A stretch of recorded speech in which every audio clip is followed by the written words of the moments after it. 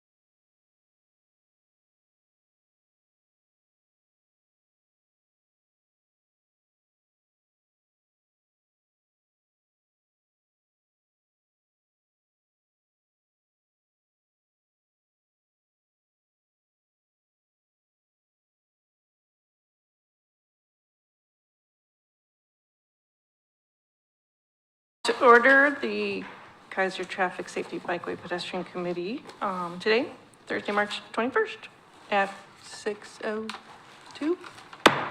I move we accept the minutes of February 15th, 2024. I second those as written. Moved and seconded. That was fast. That was good. Oh, I'm sorry. I'm still new. All in favor? Aye. Aye. Any opposed?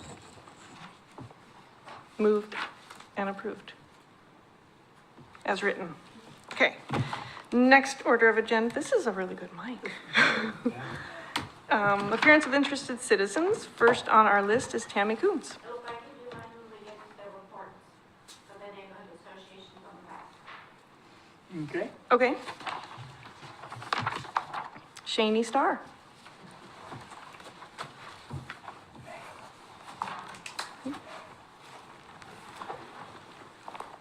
Sorry, groundbreaking, so little dress for the weather. Thank you so much, Chair Saldivar and committee members. Shaney Starr, I'm a resident of Keizer.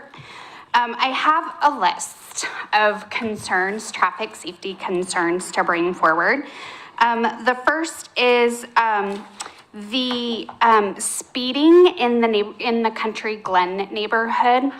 That neighborhood is a mixed-use neighborhood of single-family residences and typically duplex residences. So there's lots of cars parked on both sides of the street, which makes passing when you have oncoming cars a little tenuous at best at times. And you have at certain parts of the on Ridgetop, you have some curves in the street. And when you're coming, you're headed, let's see, I'm gonna try and get my directions correct. You're headed, I hope this is right, south on Ridgetop. You start going down a hill and you have to go around a curve. When there are large commercial trucks parked on the side of the road, you oftentimes can't see any oncoming cars. I don't begrudge anybody needing to park their work truck in the neighborhood. That's appropriate. I'm just asking for maybe some guidance or somebody to come and look. I've all too often almost been hit head on because of people speeding coming down the hill and not paying attention because they can't see me coming up the hill. That's the first concern in that development. The second concern is literally just speeding in general, all throughout.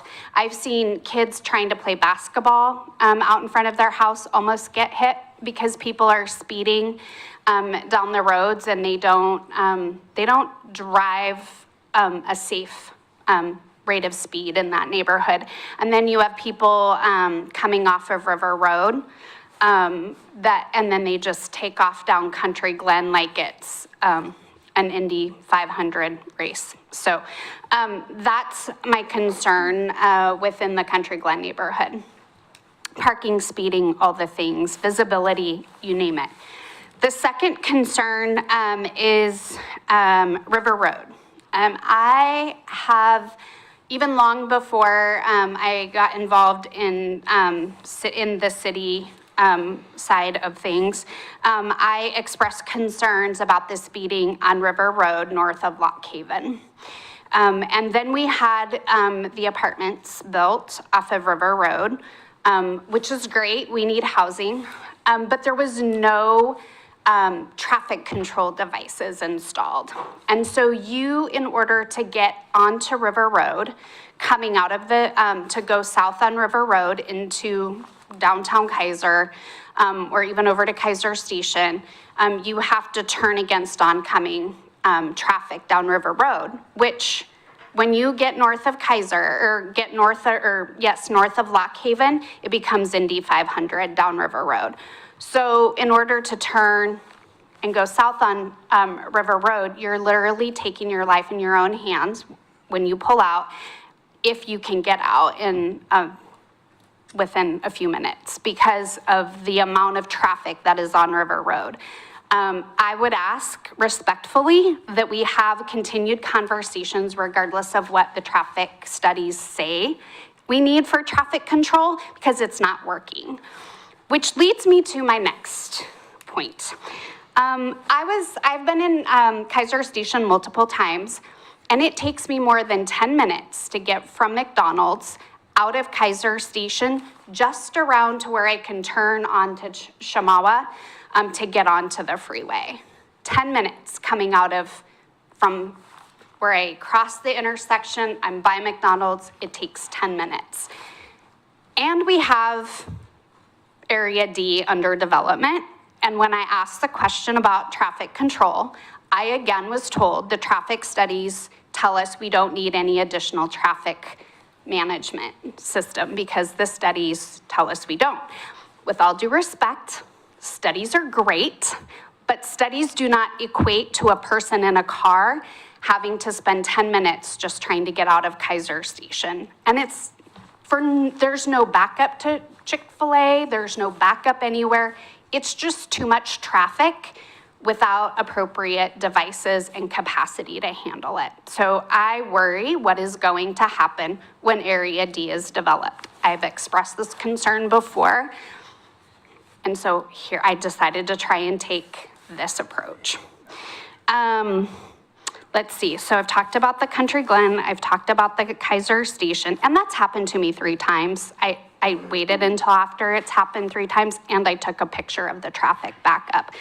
I probably shouldn't admit that on camera, sorry, Officer Miranda, but I did, I was mad. Let's see, but I wasn't moving. Let's see, River Road, Lock Haven, I've talked about that. Traffic control on River Road. I've asked ad nauseum for traffic control devices on River Road. I don't know what else to do. The response of, well, we haven't had a death yet is not an acceptable response to me. Because if that's what it takes, that's a really sad respect for human life and safety.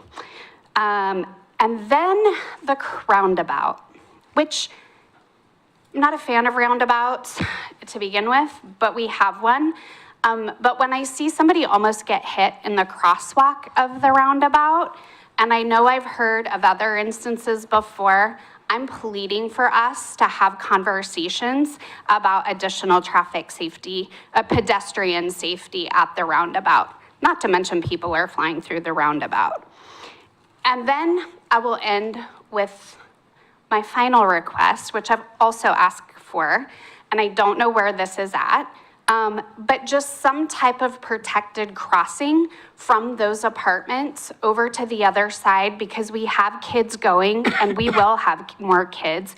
We might not have 50 right now, but we will have kids as those apartments get filled up. We are going to have additional people trying to cross, and they're not gonna go down to Dearborn like I was told they were by city staff. Where are you talking talking about about? Verda. Verda, sorry. Exactly. I was roundabout, I'm moving down the street now, but not by much. So Verda, there's no protected crossing area for the people from the apartments that are gonna be going to the school. I don't know what to do.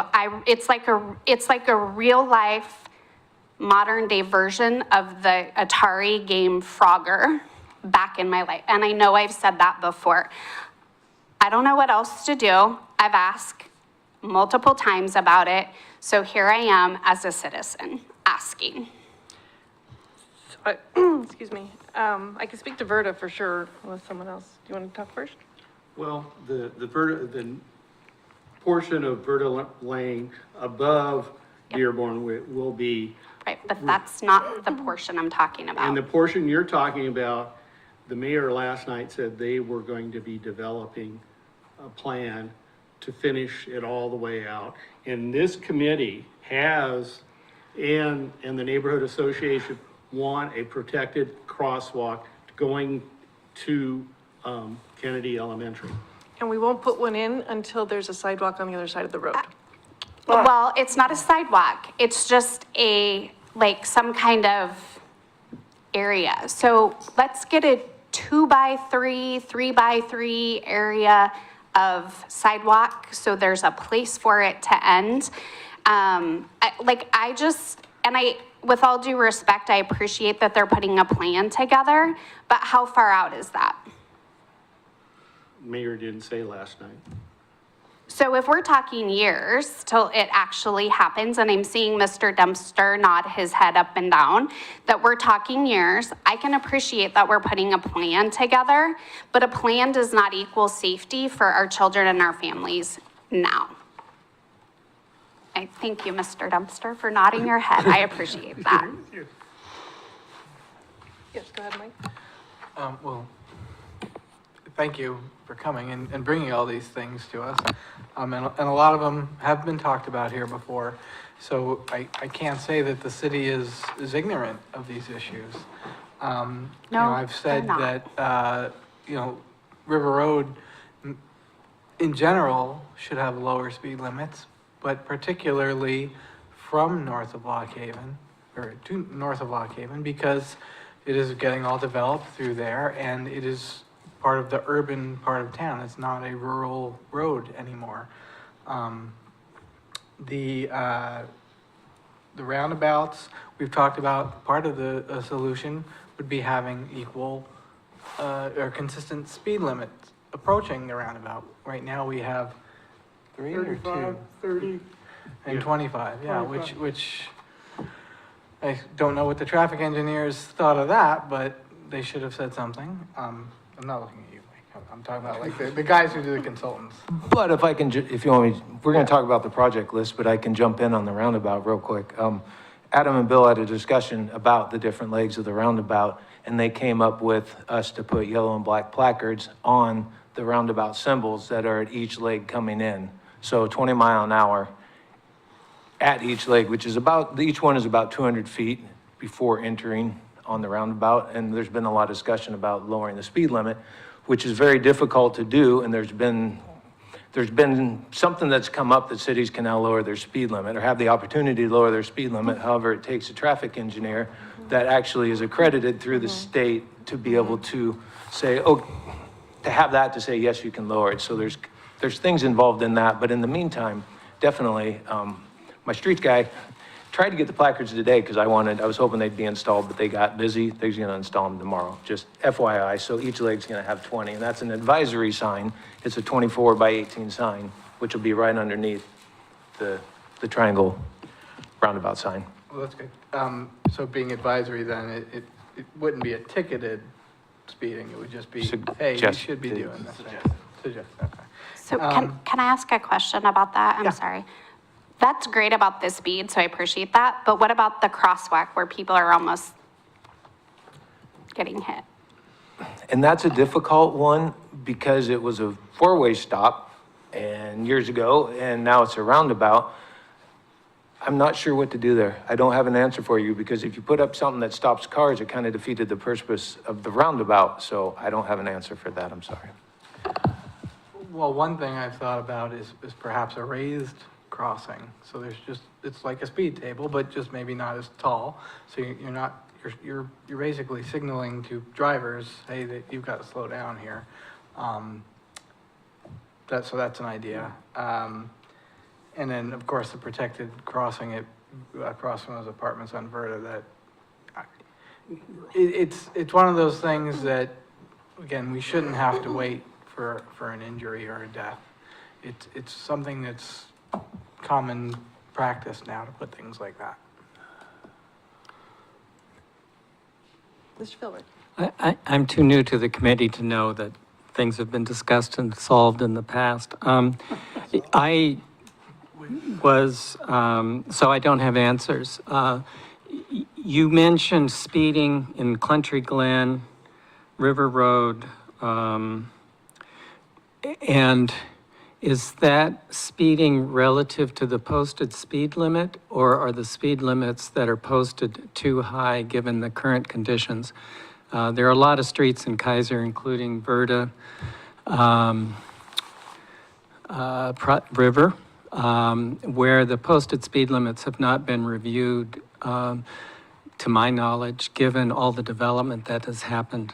Wheatland would be another one. I would agree. And particularly that segment of river, probably between Lock Haven and maybe the city limits or something.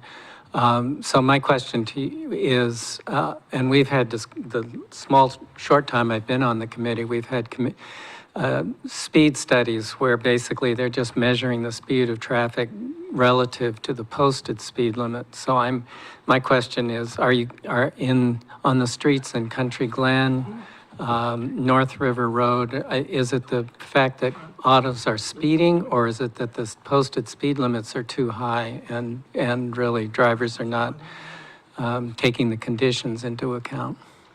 Those are all good questions, Mr. Philbrick. Is all of the above an option to answer? I think that on River Road, the posted speed limit is 40. I think that's. 45. No, it's 40. No, in it's this 40. Where? North of River North of Road. Lock Haven. Lock Haven, Yep, I'm sorry. it's 40. I think it's way too fast. People go 50.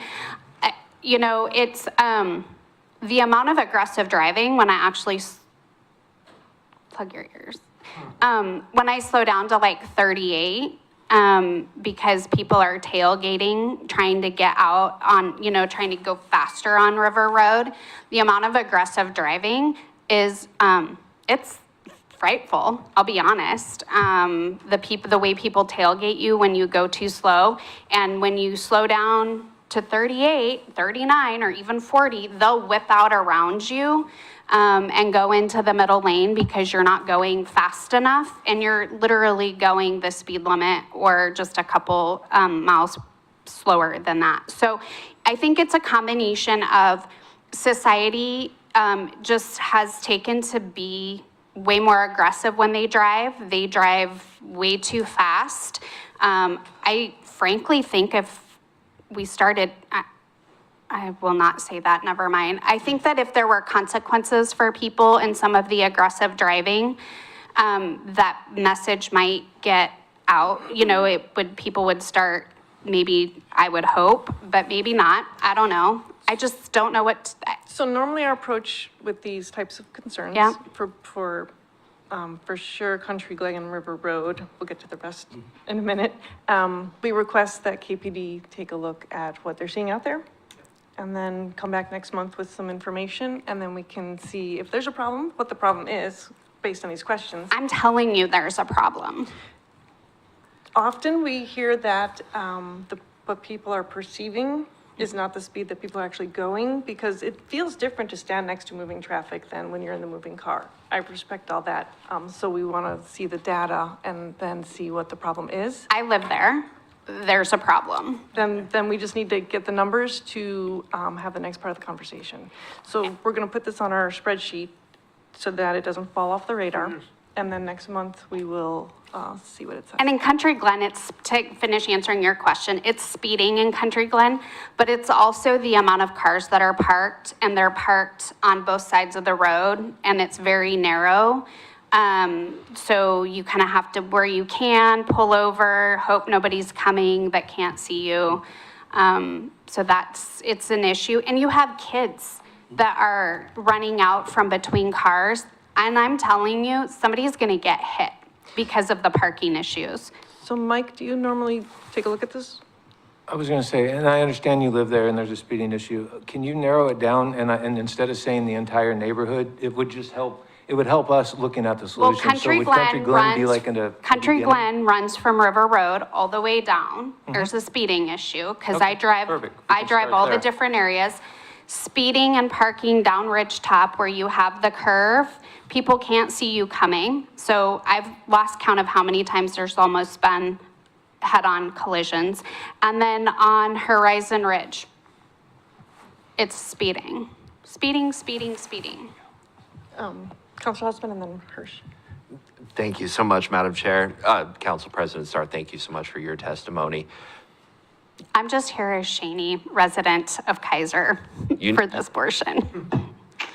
You know I couldn't do you like that. But correct me if I'm wrong, there's one speed posted speed limit sign in the entire neighborhood, right? And that's as you immediately enter the Country Glen neighborhood?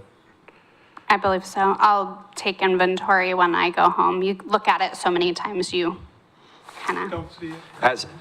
As do I, frankly, when I'm in the neighborhood in my car or my bike. So yeah, I'm sympathetic to that.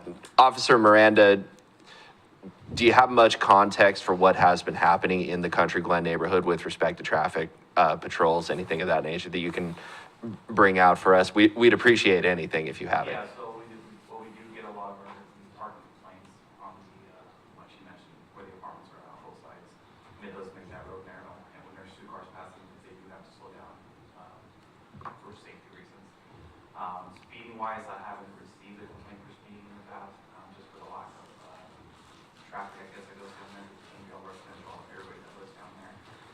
What I would say is if you see a specific car that you frequently see speeding often, jot down the plate number, give us a call, and even if we can't catch it, we at least go talk to them and Thank you. explain the concerns, and at least get that in their head, in their radar, to at least have that in their head to slow down.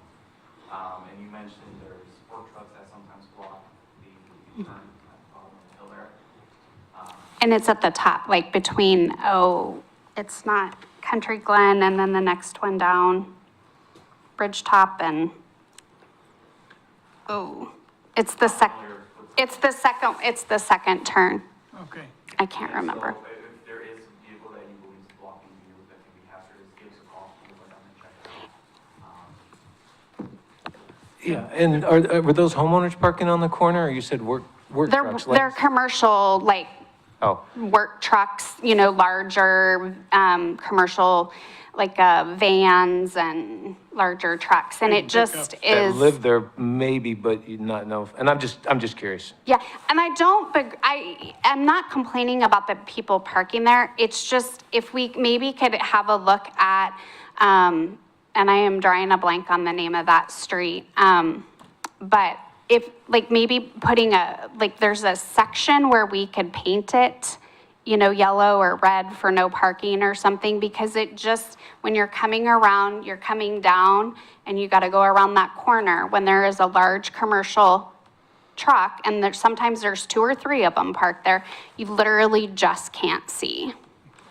That we can investigate. Horizon Ridge Drive, is that the one you're Nope, referring to? it's the one up, sorry. Oh, Northern Heights. Northern Heights, thank you. Sorry for the interruption. Yeah, no, that would make to all of us, that was on the tip of our tongues. So. I keep that tab open every time I come here. It's just good. Hirsch, important. go ahead. Thank you very much. Thank you for coming tonight. From a neighborhoods association standpoint, speeding in our neighborhoods Yep. is rampant. And it's societal. We don't have enough police officers Yep. to be out there. So we have to do and keep talking about it. Reducing speed limits in certain areas, if we can. Residential areas are generally 25, correct? I know some municipalities have done 20. There's pros and cons on that. But over in Northwest Keizer, we had the issue on Willow Lake of parking by the apartments, and it does a curve, and there was blocking vision. And we have big trucks coming down from the gravel pit. And so we brought it here, and Mike, you put how many feet did you yellow, no parking? I think. We went to the driveway entrance there, driveway entrance on the south side to those apartments right there of Willow. Didn't solve the problem 100%, but I would say it solved it 80%. That's awesome. So it can be done, but there were some neighbors that were upset about that. Yeah. And again, right, it's trying to find that happy medium, because I Right. get that people have to bring their work trucks home. I get that. It's just where they're parked that blocks the, line of sight and vision. Safety is a higher concern. And it's their safety too. So that's an idea. And we'll take a look at it. And Thank you. It is difficult though, because on-street parking is allowed. Yep. And so there's a fine, 100%. like you just said, so. Even if it, just like 30 feet back or something so it doesn't block that corner. Thank you. Mr. Philbrick? Just another quick thing I wanted to just clarify.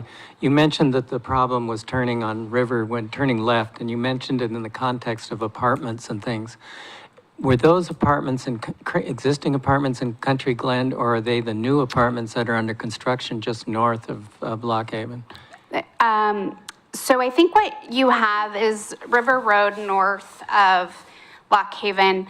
Number one is not just an arterial road for developments all along River Road, right? You have the Meadows, you have all of those north, you have Country Glen, you have the other, I can't remember the one with the fountain in front of it.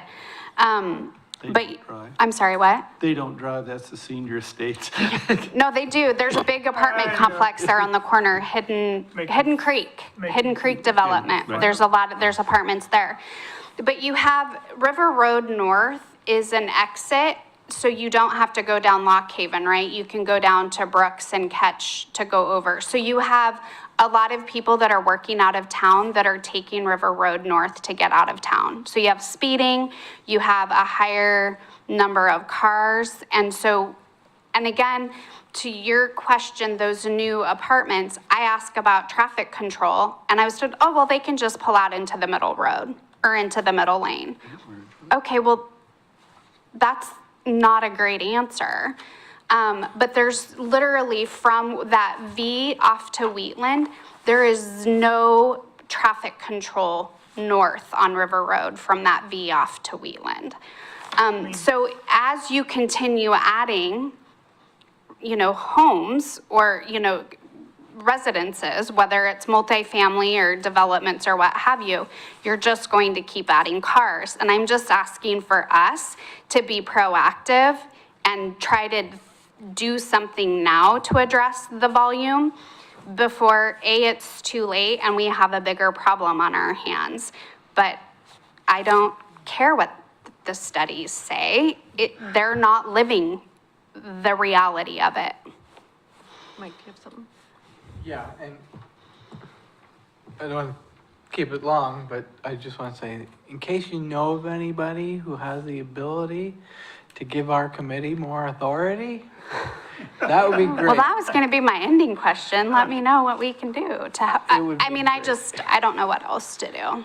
I keep, the fingers point all different directions, and I just want an answer to know what needs to be changed.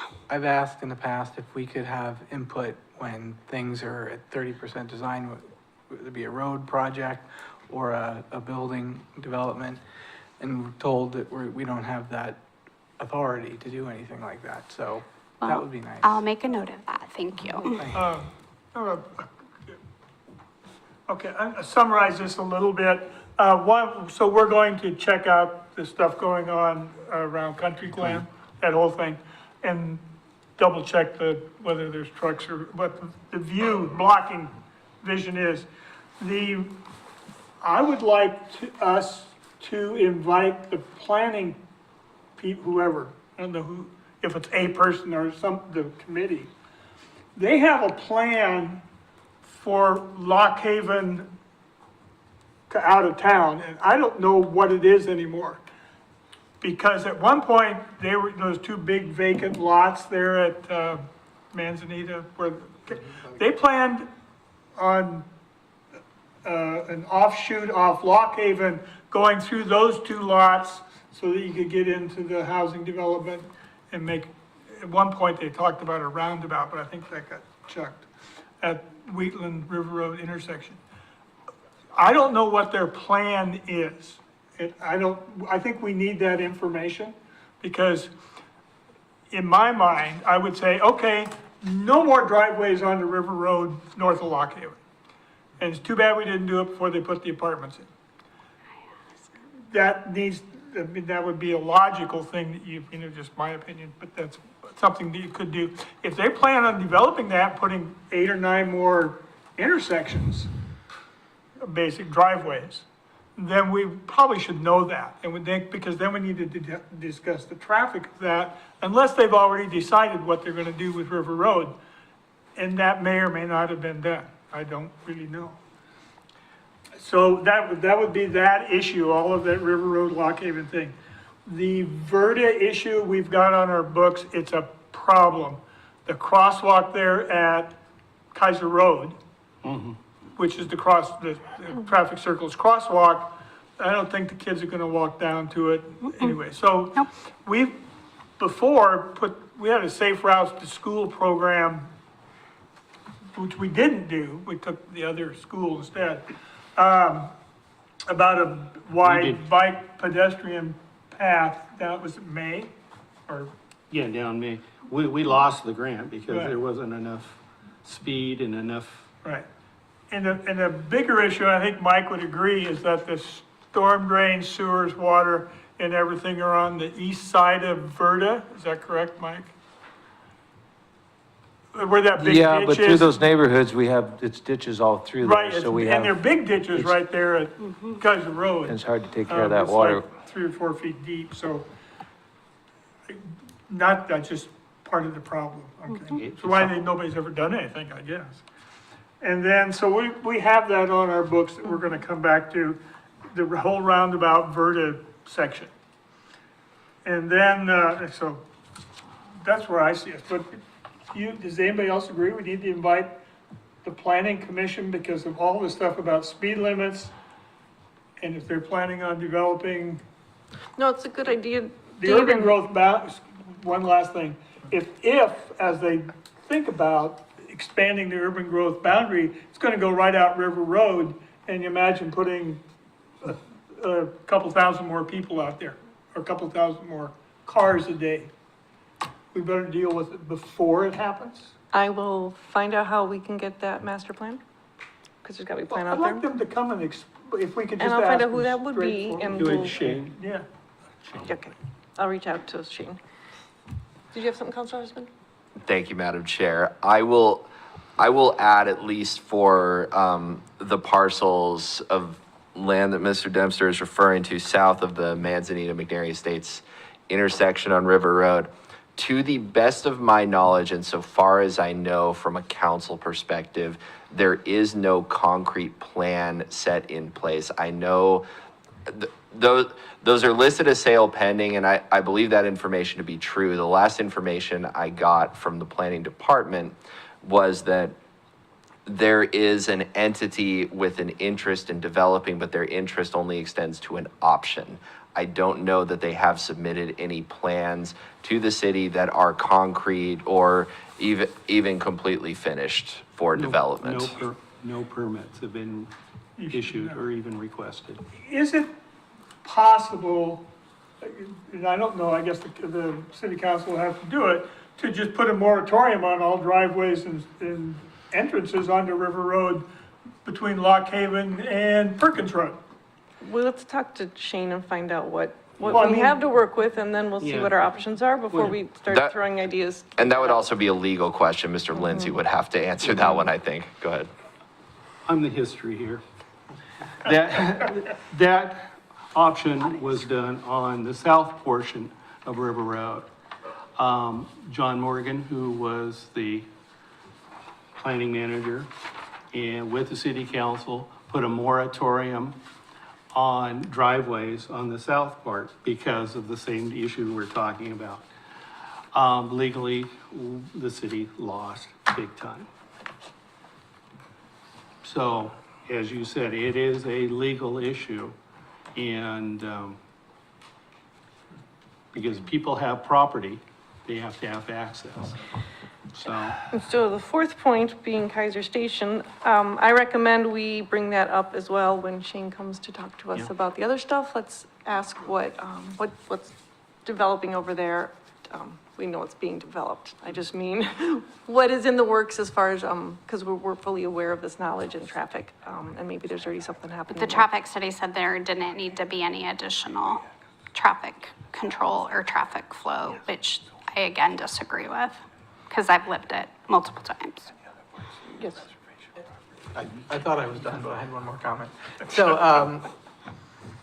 I think it would be great if when we had traffic studies, the study was looking at how we could reduce vehicle miles traveled from a development rather than how do we accommodate an increase in vehicle miles traveled. Because when you have the latter, what you're doing is you're creating a situation that one induces driving, but it also induces unsafe driving because you create now you have, say, 2 lanes.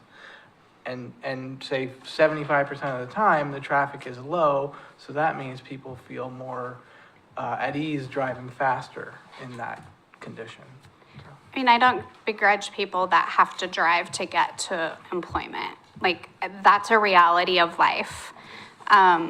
I just think we can do a better job as a city of managing the traffic that we have and mitigating the potential growth in traffic volume that we know will come regardless of what the studies say.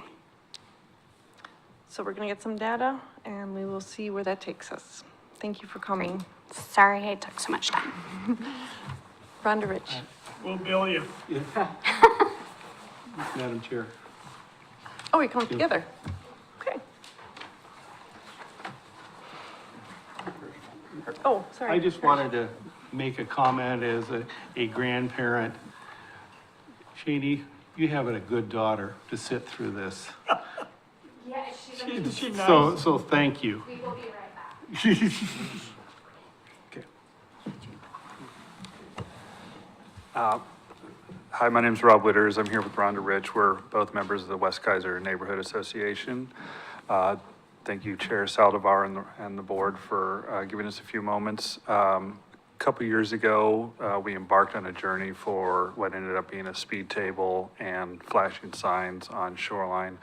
And so we were under the impression that you folks were looking for basically a final report on that. And so we're here to discuss that or deliver that for you. So I'll begin. Have some comments I'll be reading for you regarding the flashing sign on Shoreline, and then Rhonda will be speaking about the speed table over on Cummings. So a little bit of background. The issue of the speeding on Shoreline Drive was identified through extensive outreach program that we conducted in January and February of 2022.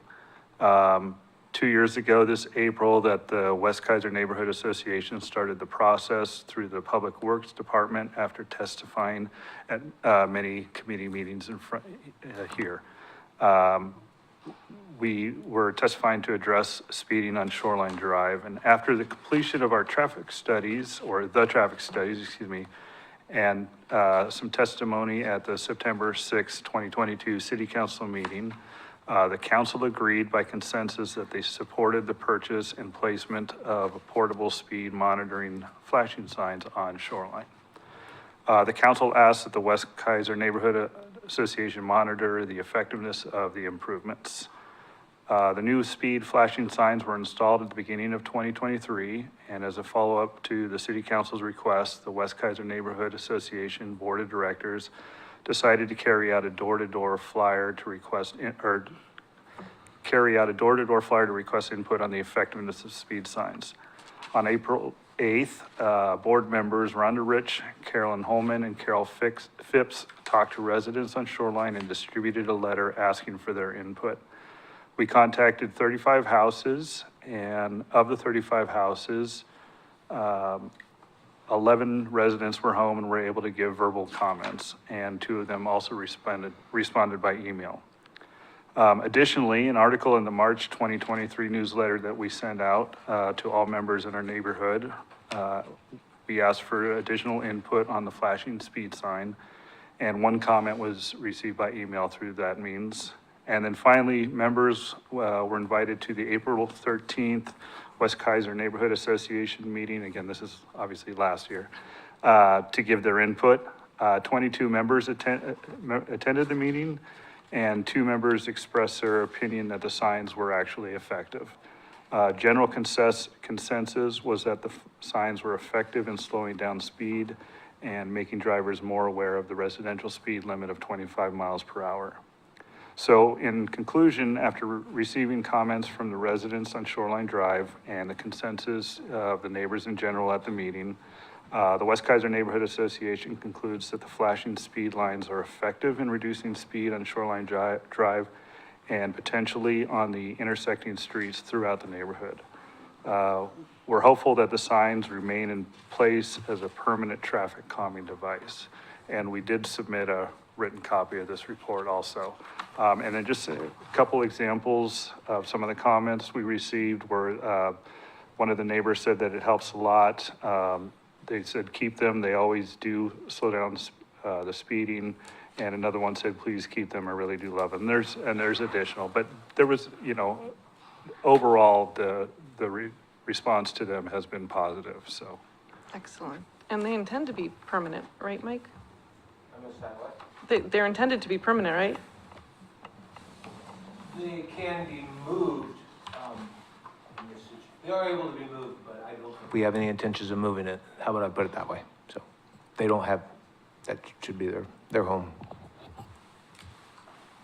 Just wanted to add on to that, when we were talking about this, we were actually looking for a stop sign on Dearborn and Shoreline, and it was determined to do the flashing speed signs instead. And then if we, felt we needed more, then maybe we go to the stop sign, but I don't see any need for that. And one of the neighbors who's on the corner there was glad we didn't put a stop sign in because they were afraid traffic would back up in front of their driveway. So we're very content with the Shoreline project. So I just wanted to mention about the Cummings speed table. The only input we have, and probably the biggest, is that last September I reached out to Principal Kronsner at Cummings Elementary School, and I'll just read you his short comment here. I asked whether he got feedback from the parents and the teachers and how he felt about the speed table. He said, "Hi, Rhonda, it's been a great help. We still see speeders throughout the day, but I think as they learn, they will be forced to slow down.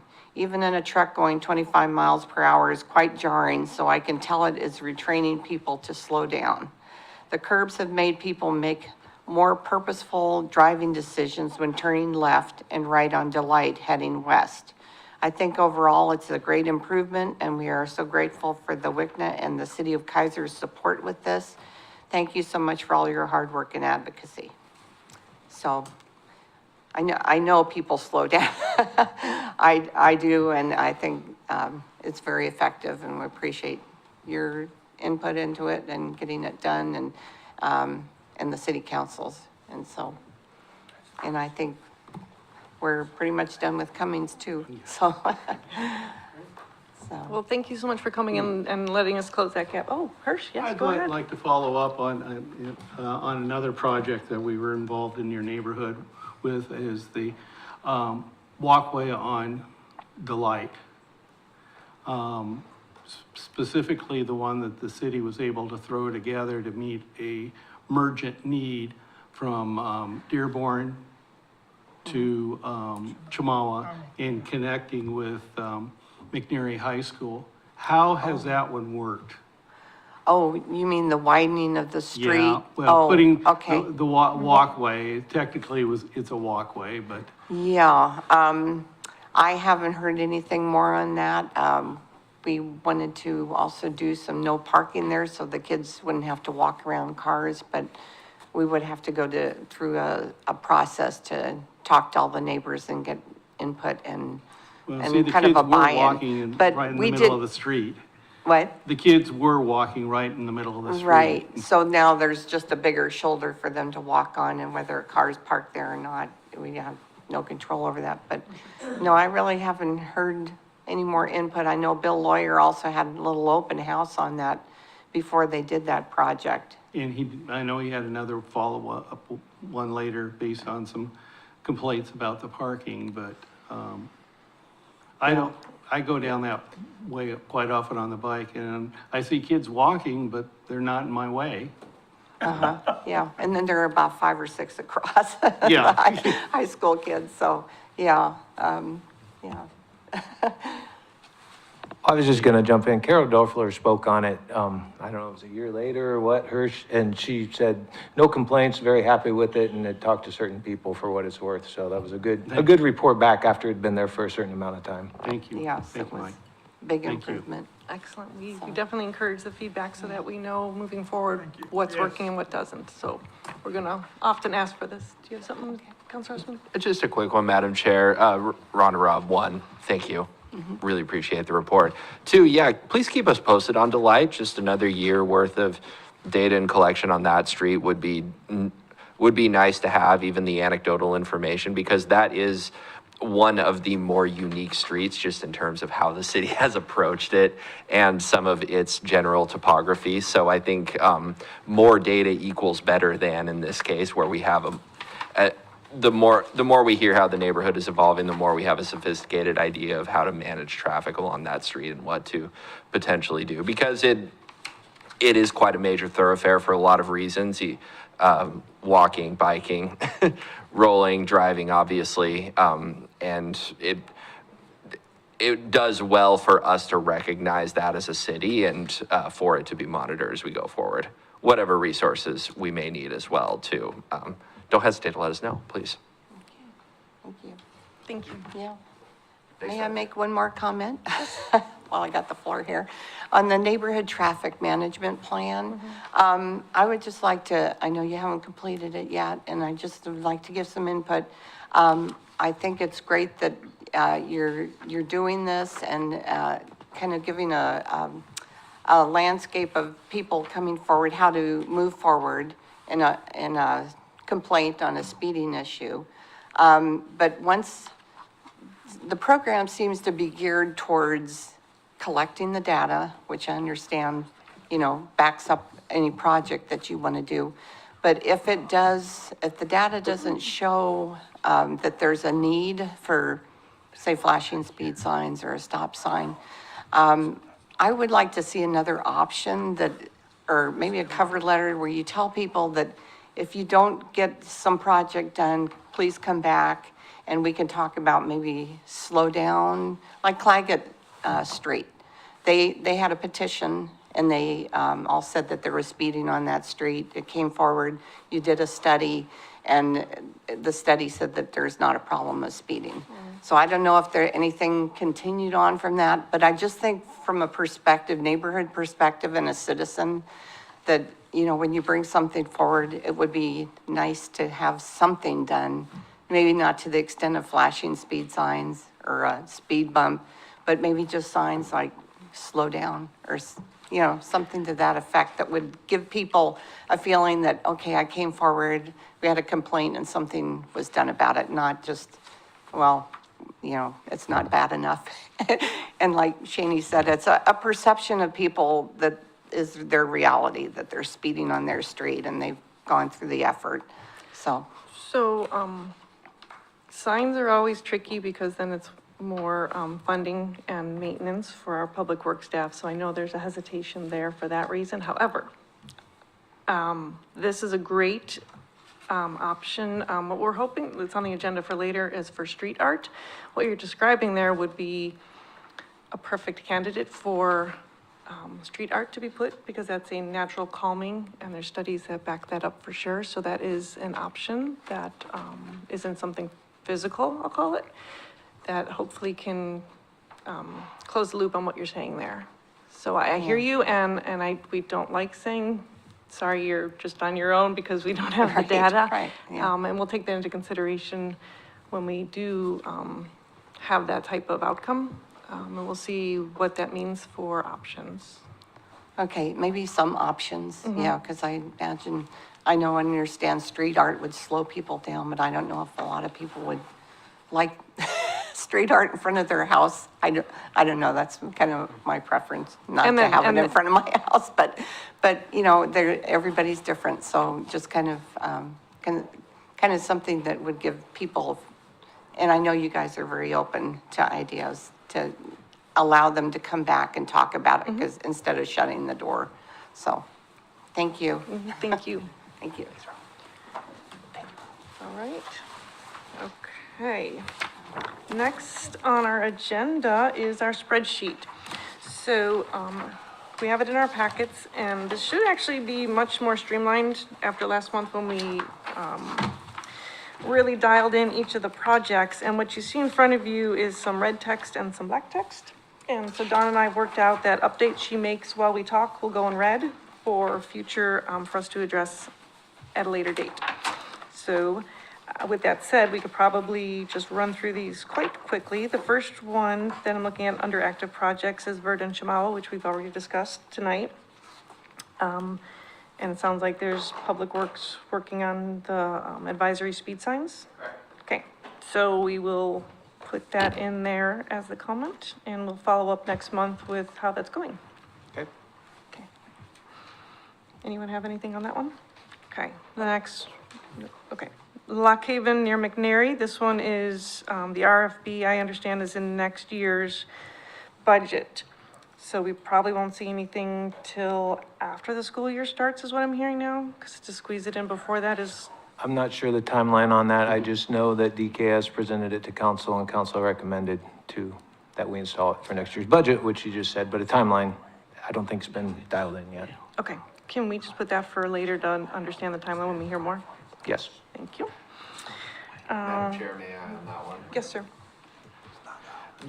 Mike, just for your visibility, since Mr. Lawyer alluded to that project at the council meeting, his indication was that the project may not be finished. If it were to start relatively soon, it may not be finished in time for the start of the 24-25 academic year.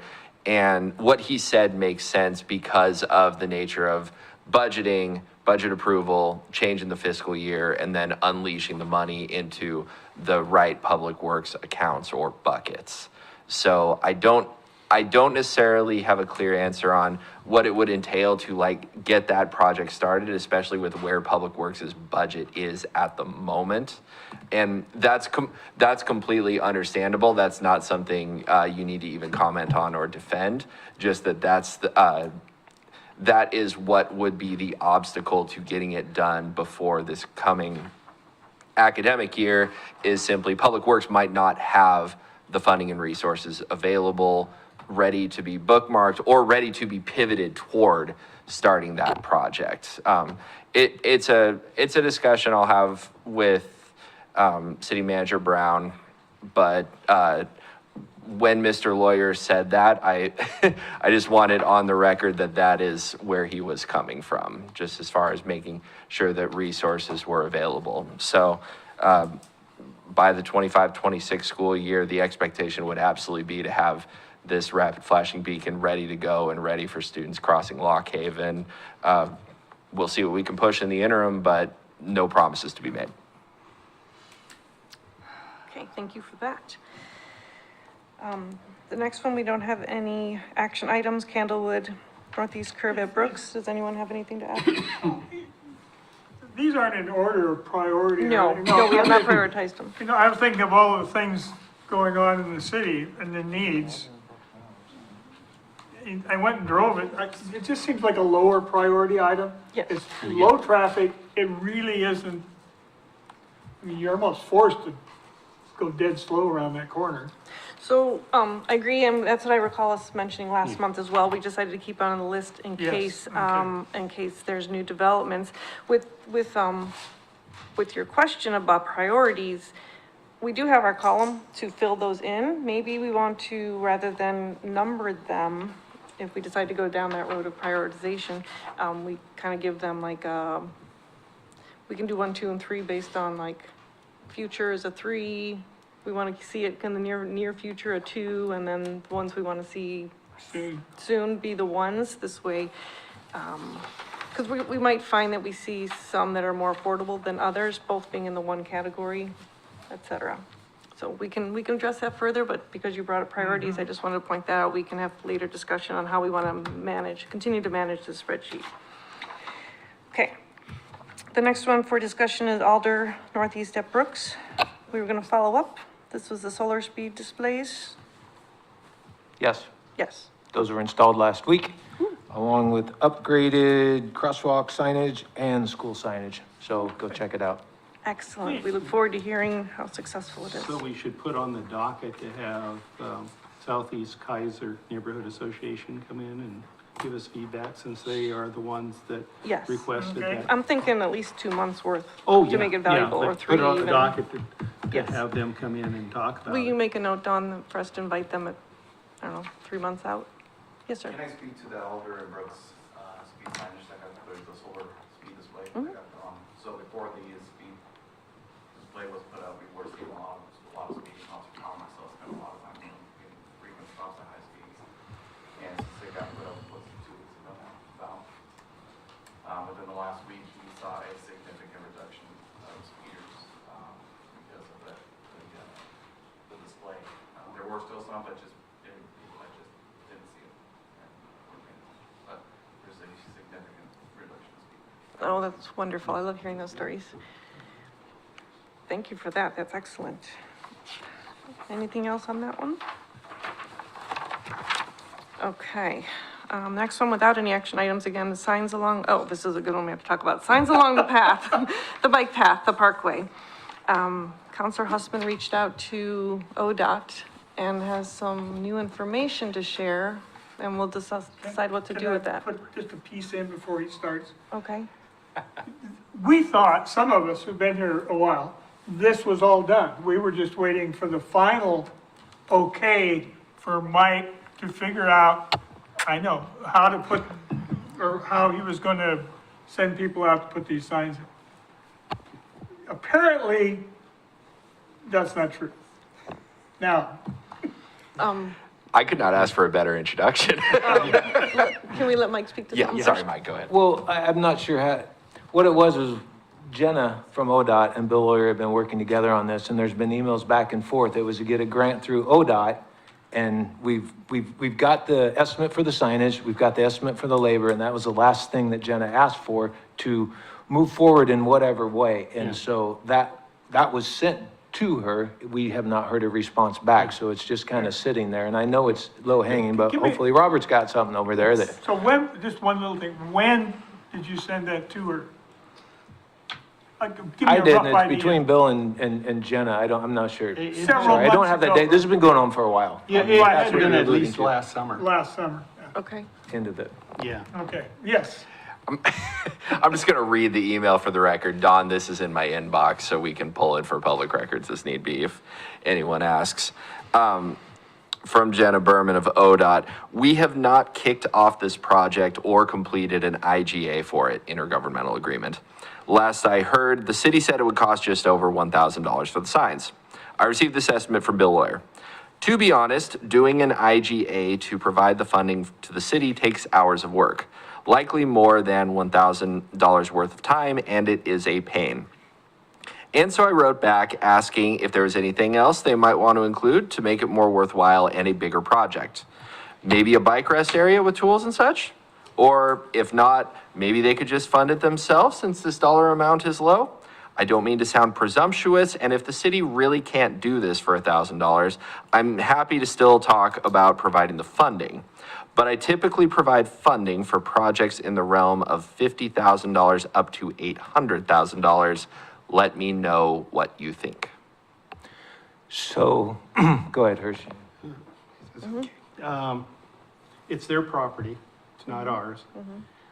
We were trying, and Patty Rogers and I and the committee here, and working with Mike, was to help cyclists and pedestrians using the bike, that facility, know where some of the locales were, which direction was Keizer Station, which is the turnoff to the parks and stuff. So it was more of a informational thing. ODOT seemed to think it was a good idea. We couldn't do it since it's not their, it's their property. So we thought, hey, and then all of a sudden Gina had said, yeah, we could do this. Now it's, well, we can't do projects on their property. Mike, do you have something to add? So Bill and Jenna got connected, and I'm not sure exactly how, but there was some grant money available, and Bill said, hey, the traffic committee has this great idea for the pathway signage. So that's how the discussion started. The last email we got from Jenna was asking for labor to be included I didn't include the labor on the first time, it was just the cost of the signage. So we're up to $2,644, which granted, that's not a lot, but when from what Robert says with the bike rest, because they don't take, it takes a lot of time to put that grant together, and Bill's replied back with that total, we weren't interested in the bike rest areas, because once they're installed, it's us maintaining them. Right. And so Yes. he was just well, not just, he was very interested in getting the signs, because I think it's a great idea. But that was the reply back to her last comment. I'm going to say, I mean, it's been going on for a while, so I mean, so that's just adding to what you had said, Robert. It's kind of still, I mean, it's in Jenna's court, and it sounds like saying this is too small. Without getting an email back, I'm reading into Does that. anybody have an idea of how to prod ODOT into? No, I think let's leave it to Bill to having the Bill- conversations. Well, and- Bill's waiting for her to respond. No, till she posed the question. Do you want us to still move forward that she was willing to do that? And since you have even a higher value, maybe that will entice it a little bit more. And that's what I've been, yes, maybe, but waiting to hear back that, no, that's too small. We start, we're done here. And it's because the street's funded through gas tax money, we're not allowed to spend that money out of our right of way. And so that's, even though it's just hopping the fence and sticking some signs up, it is hopping the fence and sticking some Right. signs up, so. Yes, sir. I'm too new to the committee to know the history on this at all, but it sounds like it is it's not a safety issue, it's a tourism issue, or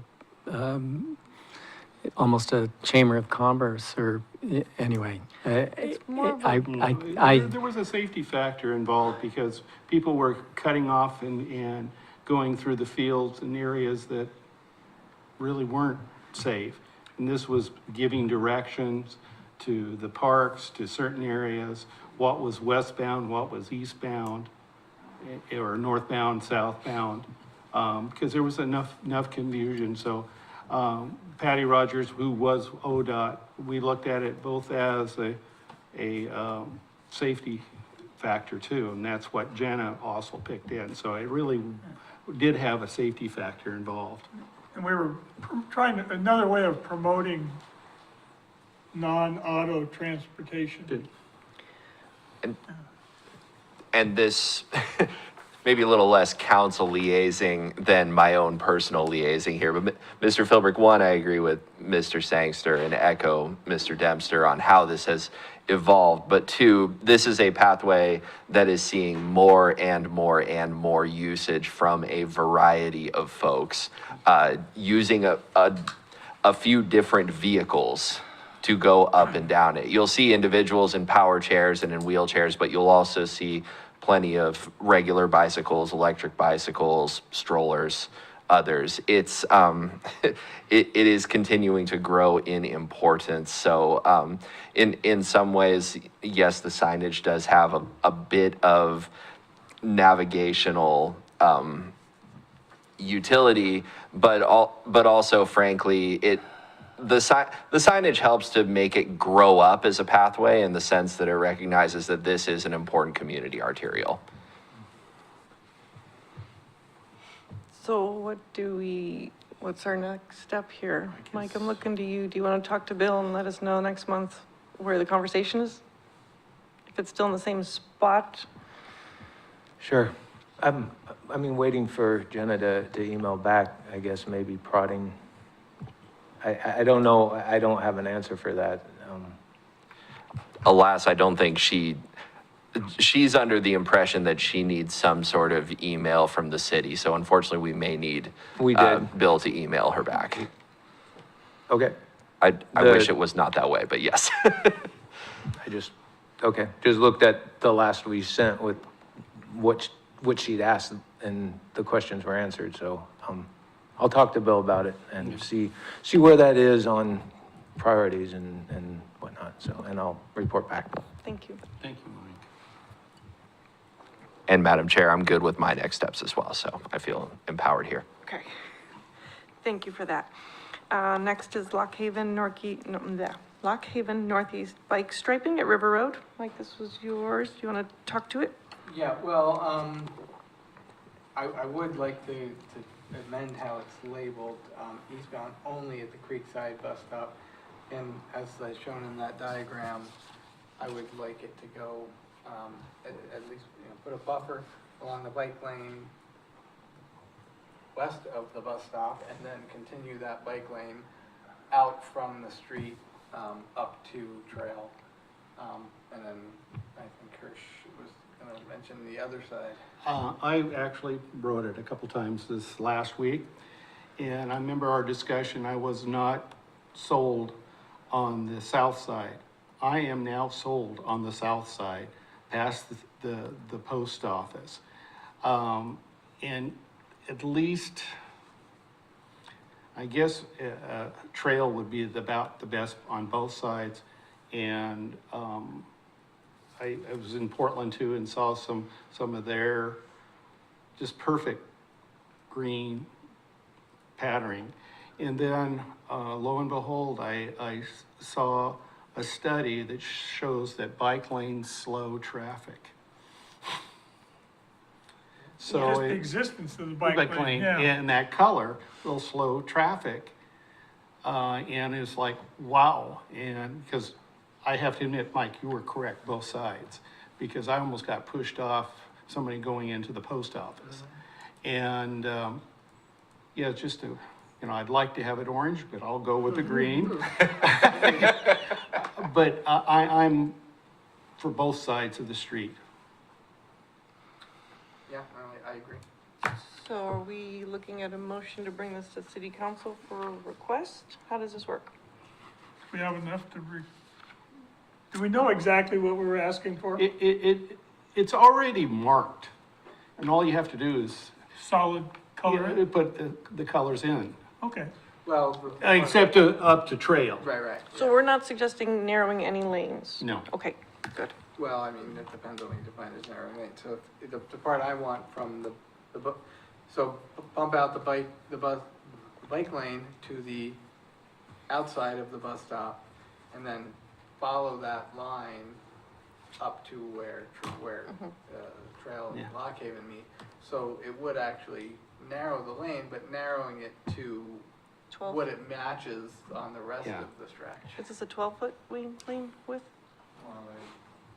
Yeah, I mean, it's hard, it's pretty wide right there. Mike has it as 30 feet, but then part of it, it's, with the bus stop there, it just kind of grows. So I'm not sure what it's going to be from your diagram narrowing it down, because we wouldn't go to 10 feet. But it's too bad, a couple years ago when we did the second phase of River Road, we had traffic engineers redo the bike lane there. And I was part of that working nights, and we ground off some sections, and we changed from what it used to be. And so at that time, had we had this, maybe we would have talked about it, but that's neither here nor there. But for now, making that recommendation, Bill would still recommend to council to have a traffic engineer look at it, because that's what it would take, so. Okay, so We're always learning, Mike, can you give me a catchphrase for this project? I guess, painted bike lanes. Lock Haven Painted bike lanes painted bike lanes, yeah, from River Road to to Trail? Both sides. Painted, what, green? Well, that's the traditional Okay. color. Yeah. It, okay. I've seen. So we don't really need to even say green, but because that's, Right. we don't have an option. Well, So- could say orange. Yeah, see. we could, How about orange and black? Can we do that? No. Oh, that would be. Okay, I make a motion that we send to city council a, what, request for a Study? traffic study and project, or project and study I think, I was thinking like. for the bike lanes on Lock Haven from Trail to River Road, both sides. Yeah. And I don't know if we're at the point where we would say project, or do we just say the study? Study, Let's just do the study, Okay, Yeah. and then we can, yeah. I approve the change. I second.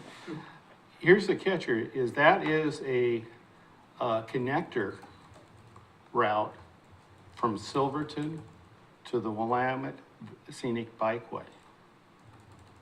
So is there funding we're talking about here? No, there's no funding, but I mean, it adds that cyclists Adds do use it. justification.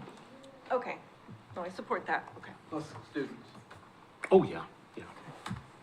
Okay, so we have a motion and second? One second. Have we said something intelligible? Okay, all in favor? Aye. Aye. Aye. Any opposed? Excellent. Yay, our first one that we used this for. I'm so proud of us. Okay. Madam Chair, sorry, sir. you may want to mark the result of the vote just for, for Unanimous. voice record, Oh. essentially. Vote is unanimous. Thank you. You're doing great. I just wanted to comment on that just in I'm gonna forever need my case. handheld on this, I'm just saying. Slow learner. Okay, next on our list is Keizer Road northeast from Verda to Ridge. I brought that up. Yes. Bring it up again. And if you didn't like the crosswalk, the roundabout, you love this one. Keizer Road runs into Verda right next, half a block from the traffic circle. It's right at the corner where the church is, and the church finally paved their parking lot, which was an issue anyway. You don't need to know about that. All right, there's no sidewalk, okay, if you're looking at Keizer Road, on the north side, there's no sidewalk at all. On the south side, I think there's a little piece, and then in effect, there's no sidewalk. Plus, if you're walking up that side, the end of it's a great big ditch. I mean, like 3-4 feet deep there. So you don't want to be on that side of the road. And on the other side, at least they paved their parking lot so we don't have tons of gravel being pulled out onto the Keizer Road. And if you're walking, and the people I were talking to were with strollers and a walker, it's almost impossible. So you keep walking farther and farther out into Keizer Road, which isn't that wide. And people are turning up that, and in the summer when they're doing baseball, that's a main route to all the baseball. It's a really busy street. And you have those nice big apartment buildings back by the school, lots, and then you have the trailer park behind the school, tons of kids. It is also the main pedestrian way from the east side of Verda to City Hall, a library, Safeway. In fact, it's on paper, it looks like it should be the most used piece of sidewalks we've got in the city. I mean, I don't know if it really is. It looks like it would be with all the kids and apartment dwellers. All that's really needed, Mike, how far from the corner of Verda to the sidewalk? Because the apartment building that went in and put in sidewalks. Correct, it's about 300 feet, and we do not have right-of-way there, so that adds another piece to this whole thing. Okay, we do have, because I sent it to Bill, I contacted the owners of the church who are in Eugene, and they said, that's fine, we are all in favor of that, send us the paperwork. We'll give you the right of way to put the sidewalk in. Now, I gave that number and name and stuff to Bill. But I would assume we didn't do it because we didn't have any money. But the right of way from the church, unless something's gone really wrong, is probably not a problem. Okay? So- Okay, but something needs to be, a motion needs to be made or something. I mean, I understand you Okay, gave that to I- Bill, and then you're like, where did that go? But I didn't, Yeah, I know, we didn't have a motion, it was just information. And we thought we could squeeze it in when the church did their parking lot, but we missed that window. Is this the same neck of the woods where the lava domes were proposed back that way, east and around the corner and up the hill. further? I know this is closer, but I'm wondering are the lava domes still going in? No, Can we tie in like a traffic study to all that? Lava Dome project is done, and it would have been too far Okay. north with respect to Ridge Drive. It would have, Right away. Okay. the domes would have covered kind of the four central fields in the Little League Park. That's a ways away. Okay. Keizer Looking for Road an runs opportunity up was to all. Ridge. Right. Okay, so what are we looking for? Well, I here? would. I would make a motion, what do we do, what do we approve? We want a motion to, are we saying have a survey? Do we need it surveyed? I mean, do we need an engineer to go look at it, Mike? Well, we need to acquire the right-of-way first and then go from there and see where that sits in the list of priorities with things around town, where that falls, so, Yes, So Hirsch? what am I motioning? That's what we're wondering. Hirsch, do you have something? Yeah, you know, I meant, you know, Bill has mentioned, and then the mayor last night mentioned that they're planning and right now, the project to finish, from from Dearborn to Chemawa there. And that would be right in that middle of the area. So I don't think we need to make a motion, but I do think we need to keep this on our list. And if anything, just tell Bill, don't forget about this. That's my point. I'm not happy with that because Keizer Road's not Verda. You could fix Verda all up and miss that whole section of sidewalk. Sure, but if the intent of the sidewalks on Verda is for the students and that is a continuation, maybe we'll see if there's an opportunity here at that point in time. Well, they could, Because the right-of-way purchases is They would have- massive. isn't it permission, not purchase? No, It's purchase. Even if it's an easement, you have to buy it. Well, unless it's Unless somebody donated. Or it gave could be it to you, donated, let you right. have it.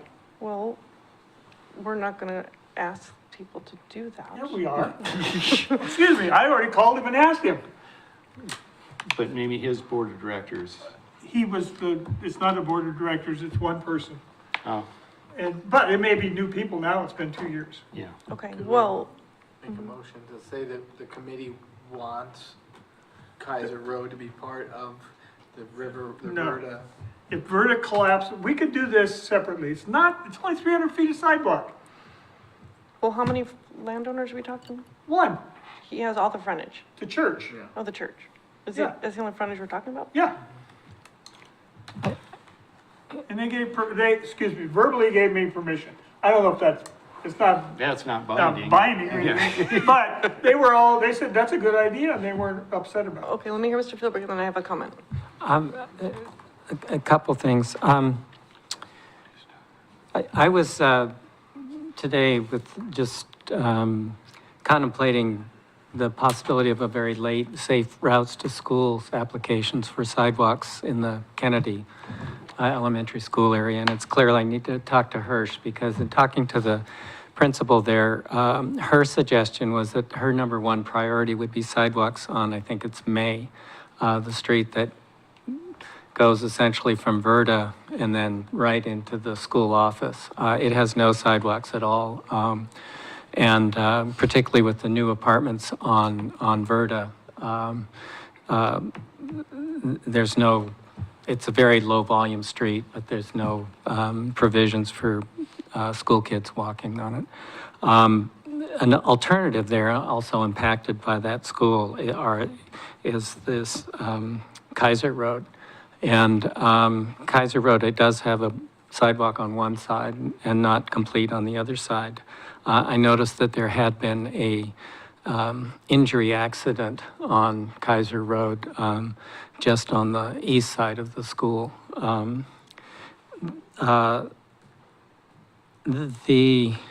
To me, both of these roads also impact the fact that the speed limit on Verda is, in that section is too high. Verda is unsafe. The traffic lane is narrow. The bike lane on the east side is I'm sure substandard. And the crosswalk, which we've talked about at the roundabout, part of the problem that makes that so dangerous is that it's so close to the roundabout. And moving that crosswalk opposite Keizer Road would actually help potentially in terms of at least for the cars exiting the roundabout and it would move it a little way, so there would be a little more chance for the drivers to see pedestrians, to not be focusing on whether there's another car that they need to yield to, and different things. Well, right now, the crosswalk at the circle there on Verda is very close to the circle. Okay, thank you. And Yeah, I'm there's saying 4 of if them you- there, so I just want, okay. And I'm saying if Gotcha, you, I was- if you moved it south to where the Keizer Road is, it would eliminate some of the complexity there that's causing some of the danger. However, that roundabout's set up with drop downs that are precisely put where each crosswalk is, so those are pretty stationary. Those wouldn't be moving, so that's why I wanted to, I was curious, I was thinking maybe there Yeah, was one all right I'm at saying Keizer is Road. that in terms of a safety thing, Yeah. the way they currently are is a bit hazardous. And my point here, I think, is not really a solution, but just it feels as if that whole little neighborhood area, which is being very heavily impacted by increased traffic volumes from all kinds of things, almost needs to be looked at as a whole and something put together, because somehow they're, and it needs to be done, I think, sometime soon, because I know I use those roads increasingly are being used by people who are avoiding other roads that are very congested. And so anyway, I just think it's a big problem that deserves some serious look. So what I think is gonna happen, is we're gonna look at the sidewalks on the east side as planned, which is probably going to tie into, no, I'm talking about Verda, I'm sorry. I'm picturing Verda, because it's gonna go from there. Once we address sidewalks on the east, which is, I'm gonna say in the queue of conversations, that's gonna help lead into potentially a crosswalk from the apartments at May, because that's where it's slotted to be, and the ramp is already in existence, as I recall, from the new sidewalk on the west. That's where I saw one. Yeah, I think they put it there for that purpose. Anyhow, point is, it's gonna be easy to add a crosswalk where we intend to have it. And once that's in place, it's gonna alleviate some of the pedestrian traffic at the roundabout that we're seeing currently. People are just naturally gonna go where it's easier. And in addition, for the speed at this area, we have a stop at Dearborn, and then mid-block, well, I guess it's the next block, Yeah. we're gonna see a crosswalk. That's gonna slow people down, whether it's flashing or not. And then we're already only a block from the roundabout, so I think people are gonna naturally slow down. So at that point is when we should look further at the study. My only problem is that the Keizer Road stands by itself. Okay, let me, so to the Keizer Road section, if you want to speak with the church again and they're on board with the donation, they should talk directly to the city about that, or you shouldn't be in part of that. And then if that's something that falls into place, Public Works will be aware of what, an option could be. Well, can we still recommend that they, do a study of putting in sidewalks on that 300-foot section of Keizer Road? We need something to get it going, other than a phone number. Well, we did the big study on Kennedy Elementary as Yeah. far as safe routes to school. We spent months on it and walking it and the whole works.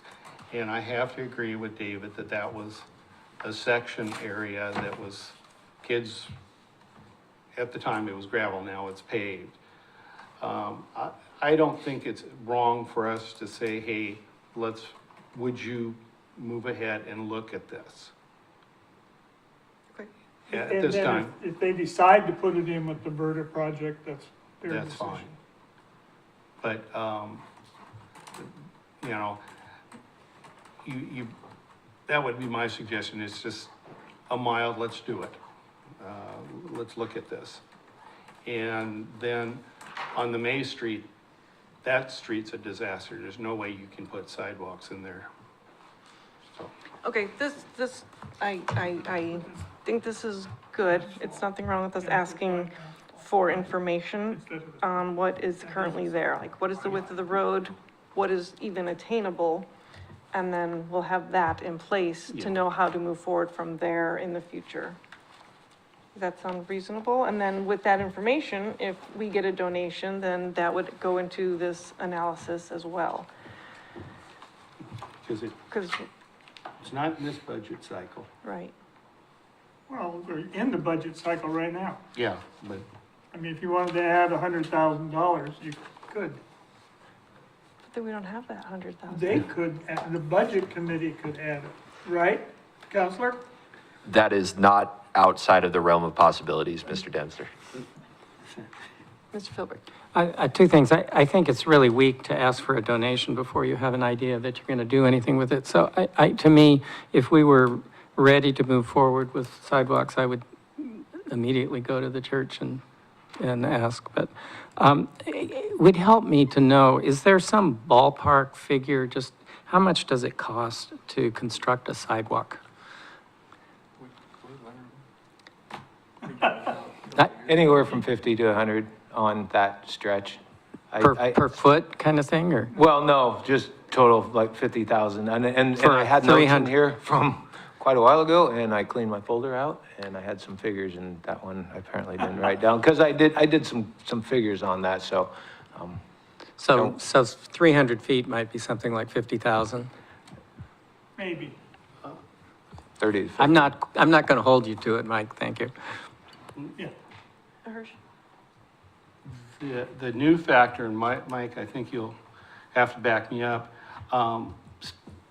When you put in a sidewalk now, you have to consider stormwater, which is an additional cost that we didn't have to do 10 years ago. Right. So, the Verta Lane project from the Parkway, most of the cost is the stormwater containment costs, not just the asphalt and sidewalk. So, Right, when you take a non-pervious or pervious surface and make it non-pervious, you have to justify where that water's going and contain it yourself. Right, And that's so- where we're seeing this increase. Plus, you have to have a study done for that. Council Husband? Yeah, and I can tell you, Madam Chair, that is something that City Manager Brown is looking at with the comprehensive notion of not just sidewalks here, but sidewalks generally, as he wants to be able to have an idea of what the overall city stormwater plan would look like with respect to impermeable surfaces, permeable surfaces, bioswales, and other infrastructure, such that when we do put everything together, it all comes out, if not exactly laid out all at the same time, because we know it won't, at least it will be in accordance with one another, such that there is an idea of a stormwater network with the sidewalk network and everything else that the city is trying to build. So that's the overall direction that we're going. Two other general thoughts as we're going for this. One, I would encourage anybody at Church on the Hill to come and testify before the broader city council on this. I think their testimony would be greatly impactful, one, not just for council members in attendance here, but for the rest of the body to hear about their willingness to work with the city to get something done on this area, because I have many thoughts about this particular stretch of road that I've kept to myself and will continue to keep to myself. But number two is that I would encourage this body to make a motion to study the area. And the reason for that is because it's not really a part of Verta as Mayor Clark has seen it and as she has envisioned packaging the funding and allocating the resources for it. This stretch, unfortunately, would be seen as a separate entity, and so a motion from this committee would have great impact as a result. Okay. What's our motion? Can make me say it. Yeah. Are we doing a study, or are we just gonna asking them to put in a sidewalk? I think you have to Study. do a study first. I know they have to do the study, but I'm saying, why do I mean, they're gonna do it anyway, why don't I just, I would caution they're going to do it anyway logic of it. I do not have that like in writing or as a promise someone has but made if- me or the rest of the council that I could go back to and say, hey, committee, here it is.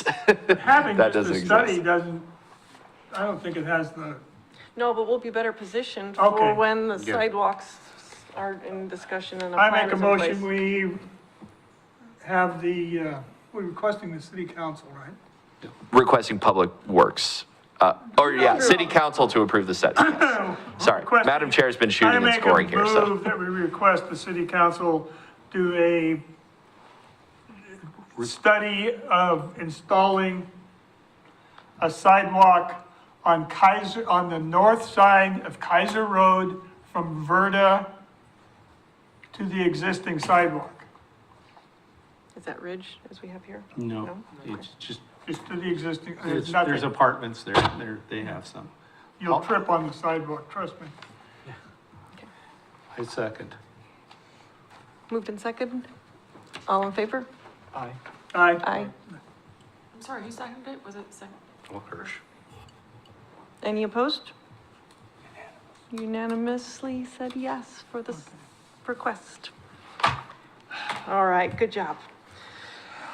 Last one on our list, Jamala Road and River Road westbound for warning striping for bicycles.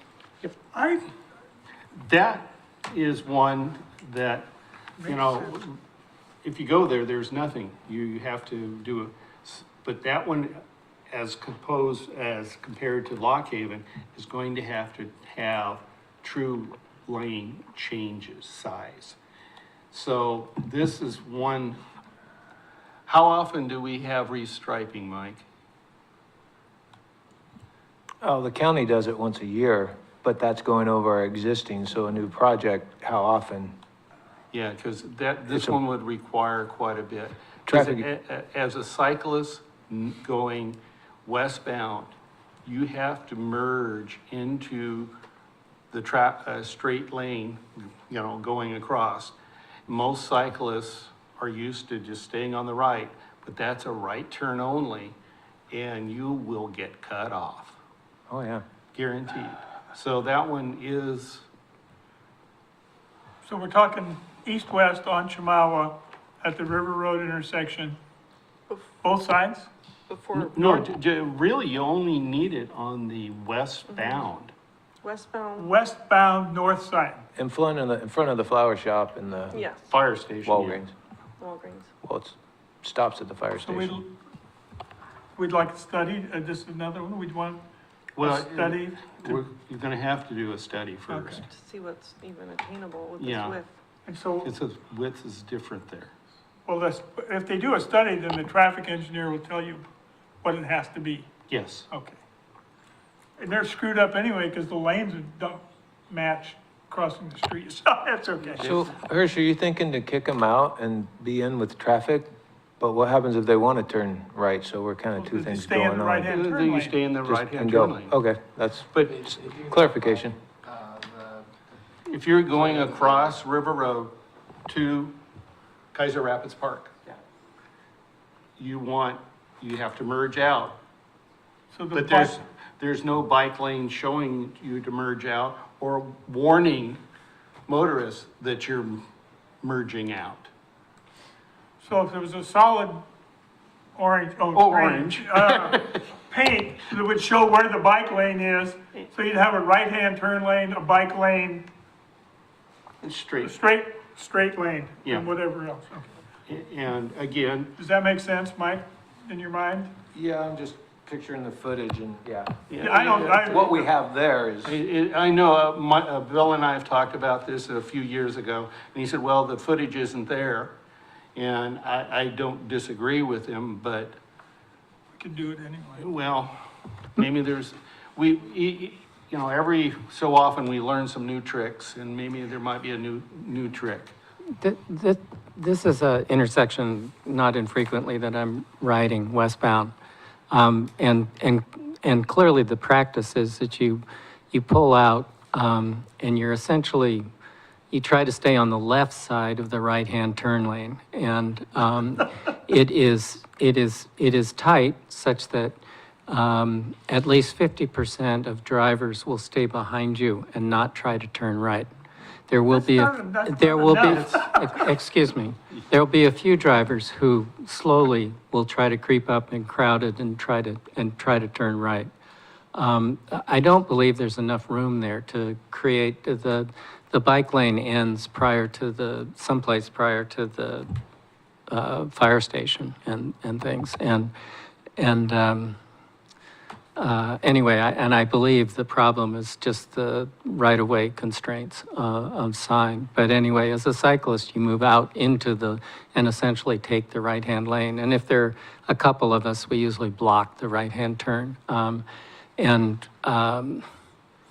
I don't know, green paint or something there that just simply alerts drivers to the fact that cyclists are there, kind of like a bike box or something. Might help. I don't know, but anyway, I don't see it feasible under the current design at all. If you want to keep a right-hand lane or turning lane to also have a bike lane that continues through there. Go ahead, Mike. I support the idea, and I think maybe we could have it in a way where you just have your angled bike lane from where the existing bike lane ends that goes into the straight lane. So you're not taking up space, but you are presenting to drivers that bicyclists who want to go straight, will be going this way. So, and that's, I would think, less cost as well. I completely agree with you, and I think that really all I'm requesting is a study. Right, to see what these options Right, are that are right. being used Because I know successfully. Bill and I have talked numerous times, and he said the footage isn't there, but there's got to be a way of alerting motorists, that are cyclists, and really alerting the cyclists Where to go. where to go. What's your motion? I move that we Recommend to the to city the council that a painting of solid bike lanes, solid color bike lanes. Excuse me, go ahead. Well, look at the proper flow for cyclists at River Road and Chamawa. I'm not gonna say that it has to be painted, but there's gotta be something different than what we have right now. There may be just signage that might cut the study, but we need to have a study of how to have safer bike flow through traffic onto Chamawa. And most people are heading to Keizer Rapids Park. Do we have a second? Can you read back the motion to me?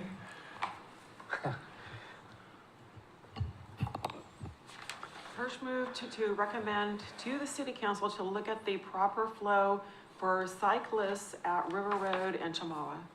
Thank you. Westbound. No? Well, if We they're have gonna do it. just take a look. westbound, just westbound. Okay. Mhm. Yes, I don't want to, Because the other side's fine. Because there is an actual lane there. okay, so we're moved and seconded? Second needs to declare that motion as emphasized with the westbound emphasis is okay for the motion. Okay. Now, no, that's good. So now motion's on the table for city council to review or encourage a review of westbound cycling traffic at the River Road Chamawa intersection. It's been moved, it's been seconded. Now you all can vote. All in favor? Aye. And can I just add that I think it'd be great if we can get this done as kind of like the toe in the water thing, because I think there are other spots in the city that place I'm thinking of is Chariot Manbrin. The bike, there's no bike cross to go straight if you want to go past, behind the dominoes and all that. Oh. So it's been moved, seconded, and passed. Any opposed? Well, I'm not Unanimously? saying we're adding anything. I'm just saying, I'm not In opposed. the future, to look at it. Global. Are we good, done? You got all that? Okay. All right, that was the end of our list. Madam Chair, if I may make one quick comment. One, I'm glad the committee introduced and voted on a measure for that. That's how it had to go.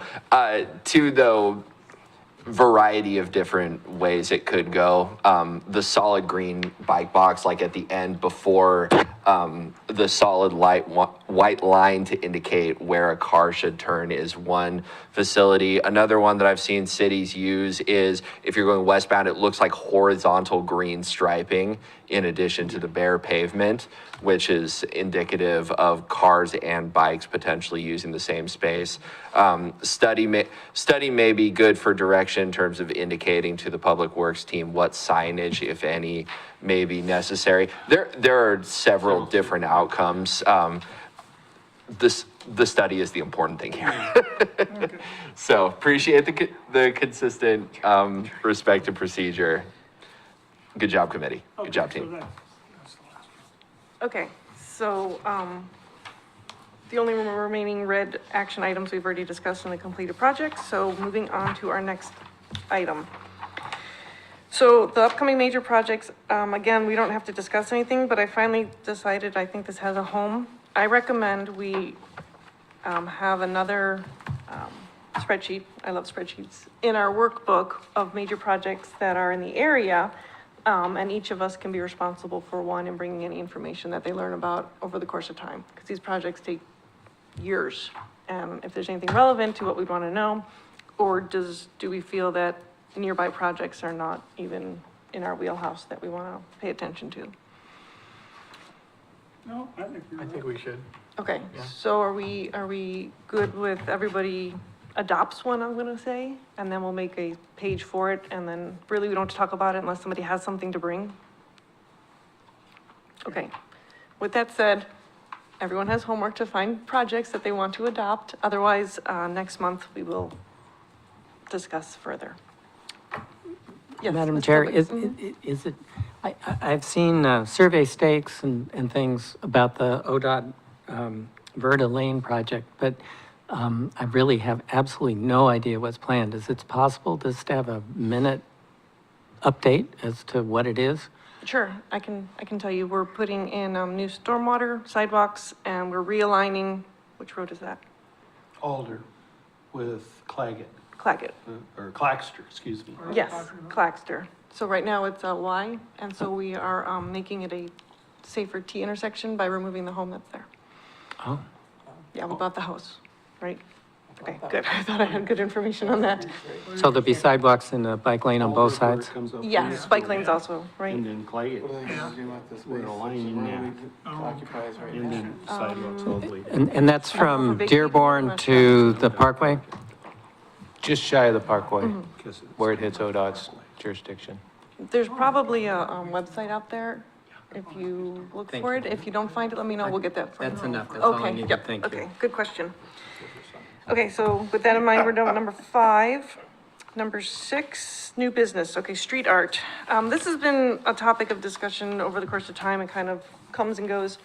I put it on our agenda because I'm asking for somebody to champion this on our committee, if anyone is interested, who can work with our other departments in the city, such as the Arts Commission, or, Committee, and the, Keizer United, and Public Works will be part of this, kind of put together all the information.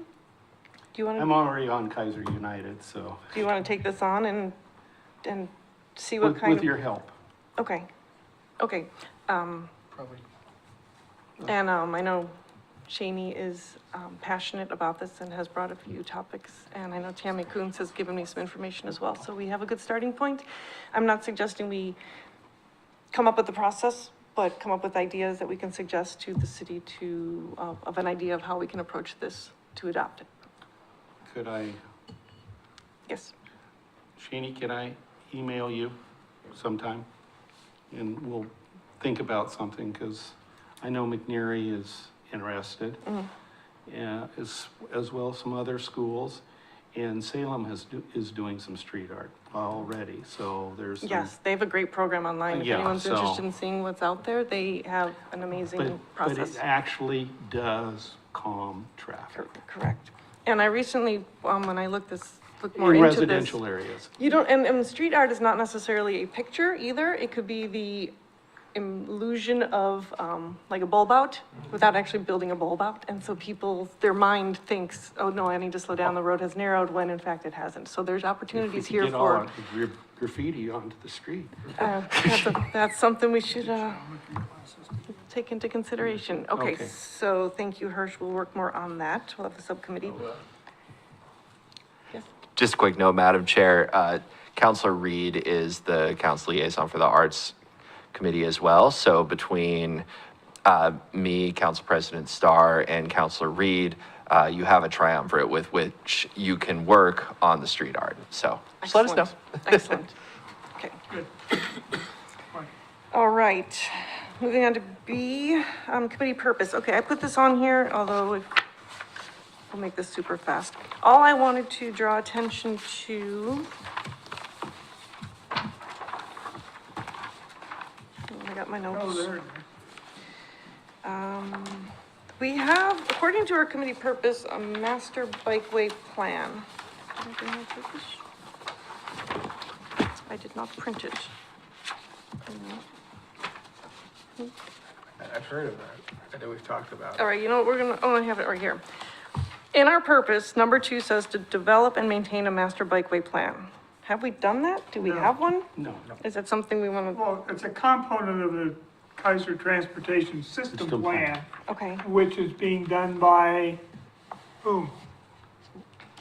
Let's see.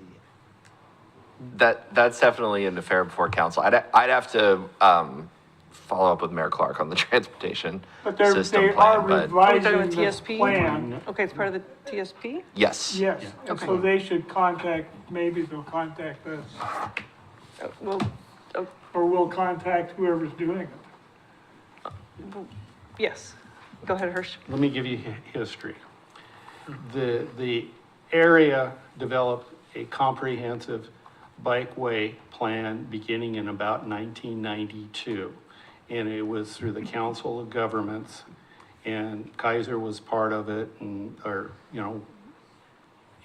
so there was a book. But that was in 1992. Well, as time went on, it fell away, and then the TSP came as a better tool. And when the city merged the Bikeways Committee, which was separate from traffic safety, they just pulled the old stuff that was made for the Bikeways Committee and just shoved it together. And at the time, we were supposed to watch and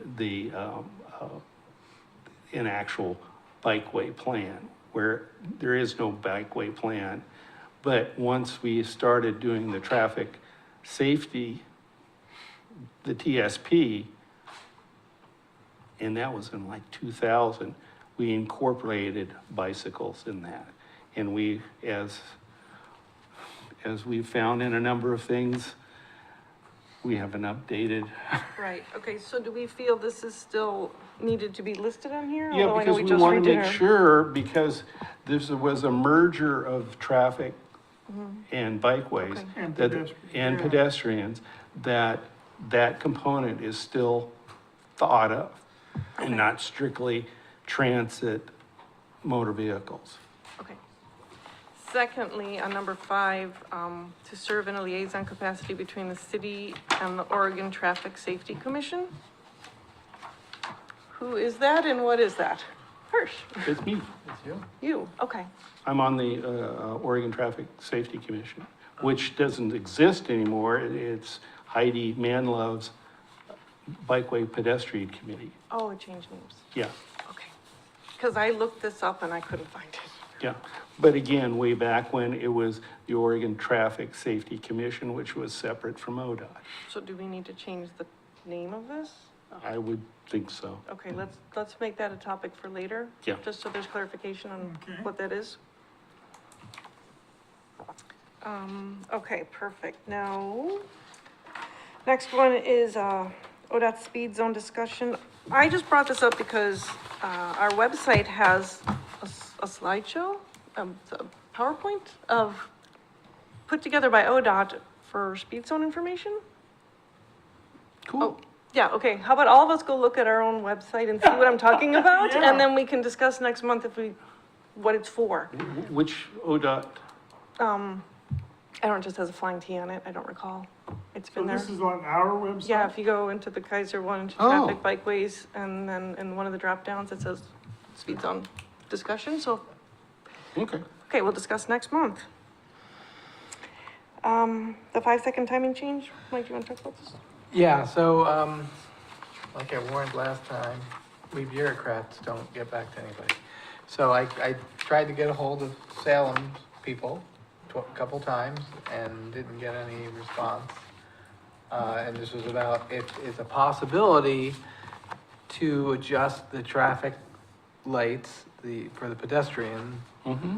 to have a 5-second lead time before any of the other car signal lights turn green. I still think it's a good idea, but I don't know what the next step would be because I haven't talked to anyone over at Salem. Okay, so do you want more time to find out more? We can, I don't know. Who'd you Mike- reach out to? So I went to their website and it was where you make, if you have a concern, and they told me to talk to someone else whose name I'm blanking on, and I've tried that, and then I even tried sending an email to that same original site, but haven't gotten any response. I don't know, maybe you did, Mike. So I talked with one of the traffic signal guys, who I've known for years, and he said, yes, it is possible. And then he directed me to his boss, Chris Wheeler, so then I sent him an email, and Chris got back to me a few days ago saying, good question, but here's someone you should talk to. So he gave me that person's email. I emailed him this morning, and he called me back, which was kind of cool. So Yeah. not much to talk about it, except for it's not a 5-second. What Salem uses is a 2 to 3 second. Right now, they do it on a few select areas. There's a lot of talk about it. He said it's not something very difficult in our situation on River Road as the main line. And that's just looking at that specifically. And what that would take was more talks with City of Salem as I learn more about it and where we go from there. I guess a question I'd have for you all is, do you have certain areas? It would be more so on a main line and not a side street. So just your thing like at River and San Market Way, it would stop, delay the green light 2 to 3 seconds, just so if you're on San Market Way facing west, the car's not gonna turn right on you. So Right. I just, quick little bit I found out about it. Go ahead, Hirsch. Doesn't Sam Orchid already have a delay on it? Good question. I did hear that, but I did not walk it. In fact, a couple days ago, I hit a couple of the intersections because I didn't know if we had it or not, so I was just curious. So I went all around, well, the ones I went on, Dearborn and Sunset, I didn't make it to San Market Way. When I got back, someone said, hey, did you check out San Market Way? And Because I said no. I remember a child got hit there. And it came to this committee and it got changed. But we're talking so a couple weeks ago, no. yeah, and then with the ADA ramp work that was there, and we had issues with, we put in new push-button peds and talking, and there was a lot going on with that Okay. intersection, so where it sits now, as far as that delay, I'm not sure.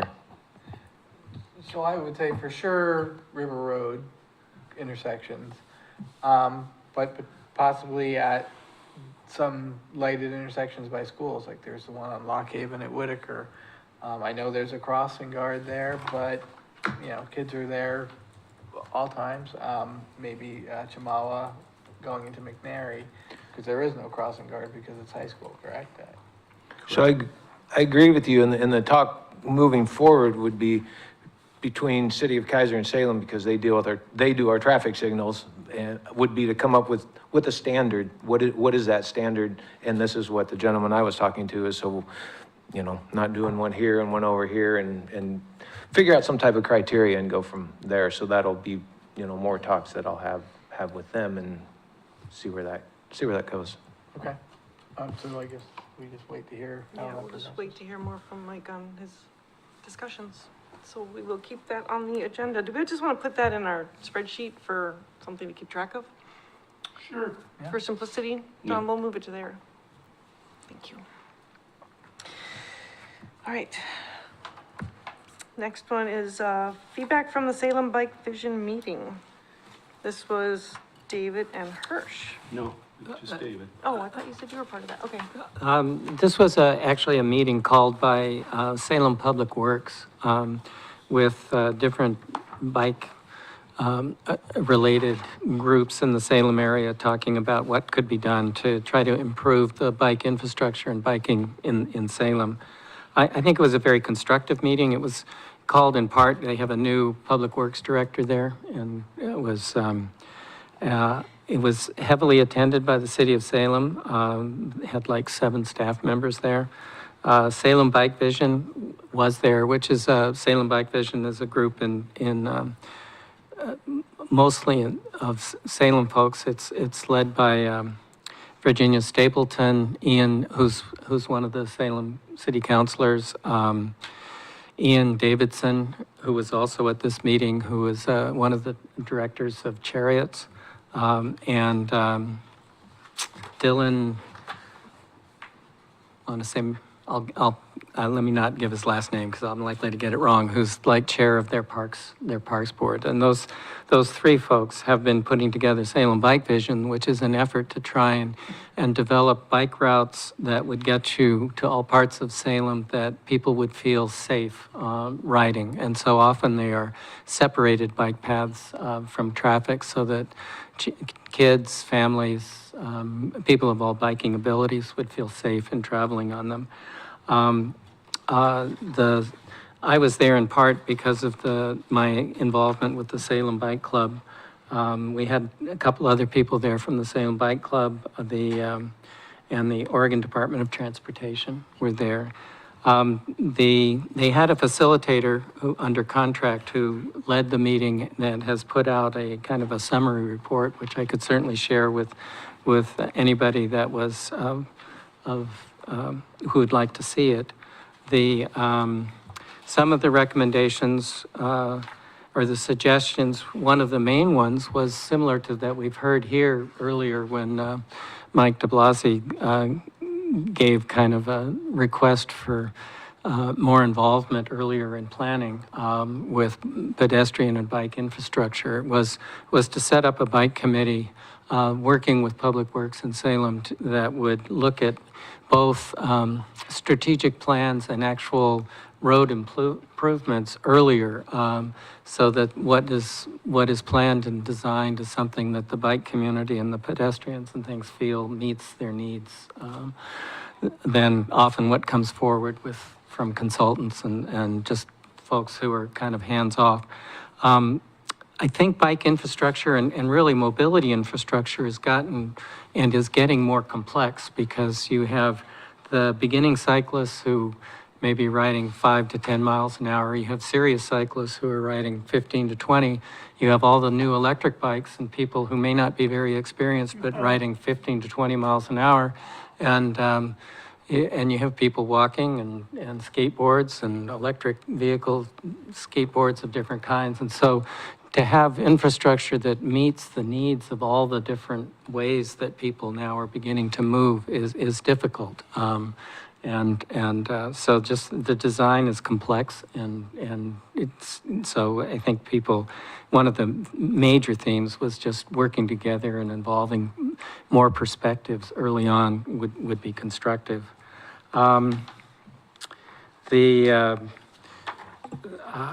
I think another theme was that safety is really 3 parts. It was infrastructure, the drivers, and the riders, the cyclists or the pedestrians. And of those 3, it's probably the driver that's the most important, and it's also the area that is almost currently the least attention paid to. And it's everything from the Oregon Safe Passing Law, which there's not a single sign on the highway that reminds drivers of their responsibility to provide fall over distance if the speed limits are over 35, and there's no bike lane. to some of the complaints that were voiced here in just terms of, the kind of the universal speed law of driving not faster than it's safe, given the conditions of the time and that kind of thing. So anyway, I think the next steps from what the city of Salem will do, I don't know. It's at this point in the hands of the Salem Public Works, but I think it was a very constructive meeting, and I'm hopeful. I mean, it was there was a lot of positive feeling in the room for people who at other times have been adversarial. Wonderful. Thank you for sharing that and keep us informed as you learn more about it. We're not going to make it through the whole agenda, so we're going to jump ahead at this point and we'll table what I skipped over because it's already 8 o'clock. We just have so much to talk about. So let's go to the committee member input and neighborhood association reports. I want to make sure Tammy has a chance to speak. Do you want to come up first?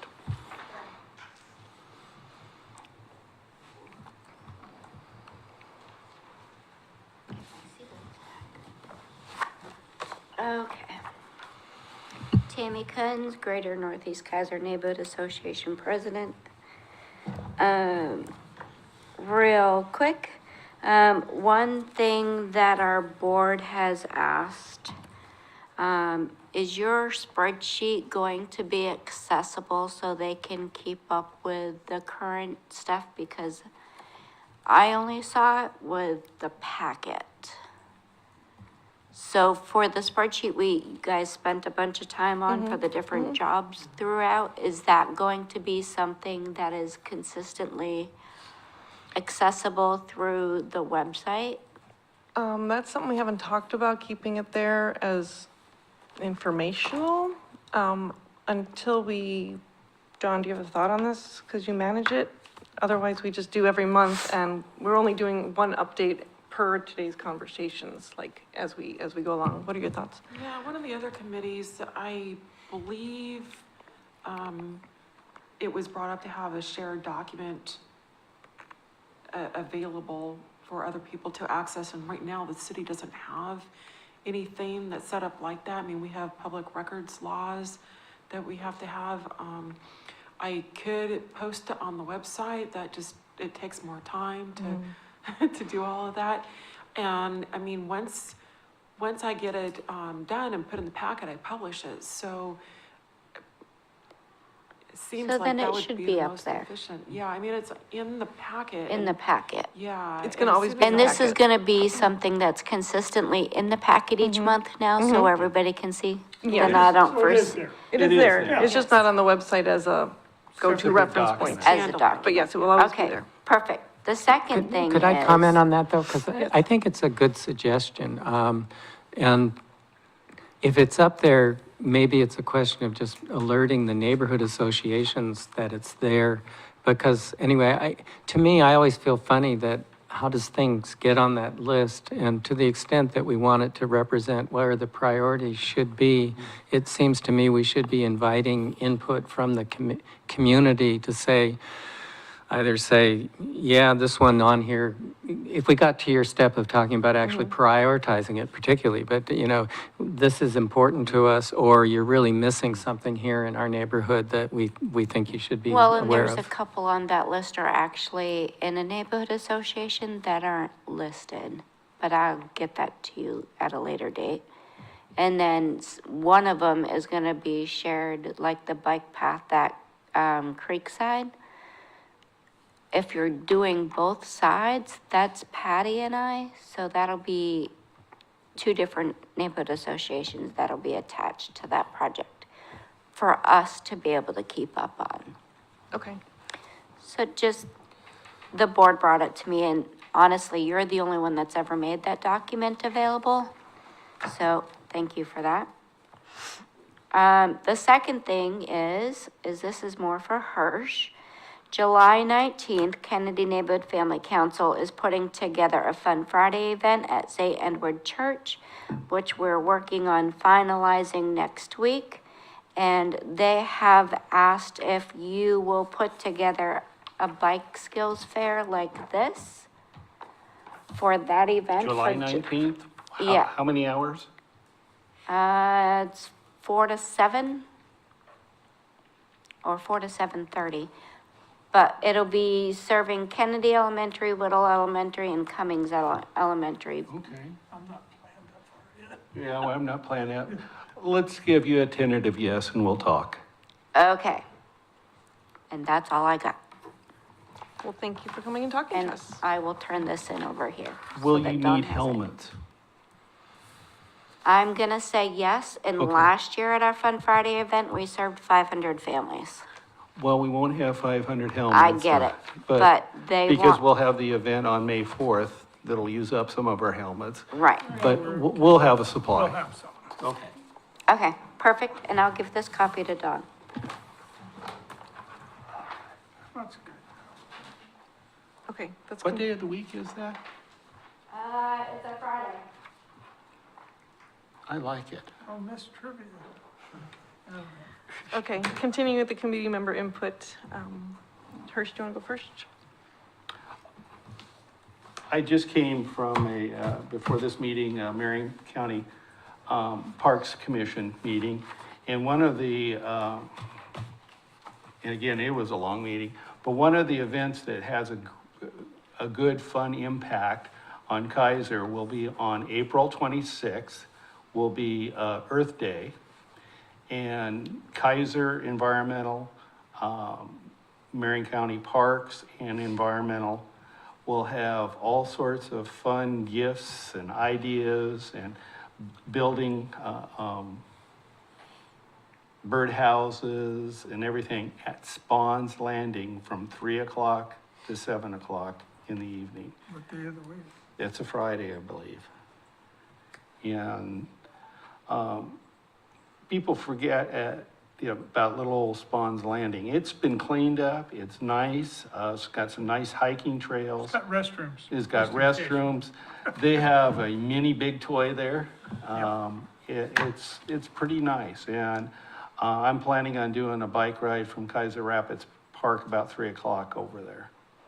I was out there a couple weeks ago, and not to say it was a timing thing, but I did see Marion County Public Works out there tidying up, so it's looking good. The other thing about Marion County is traditionally, as far as park staff, all year-round park staff, ours was, it's almost the same as Keizer. We only had one. But now, as of today, we have 3. So a lot of parks are getting cleaned on a more regular basis. And we're going to be showing off the little old Spawn's Landing Park. Neat park. And then on April 17th, we will get my muck boots on and we're taking a tour up the canyon of all the parks and the damage.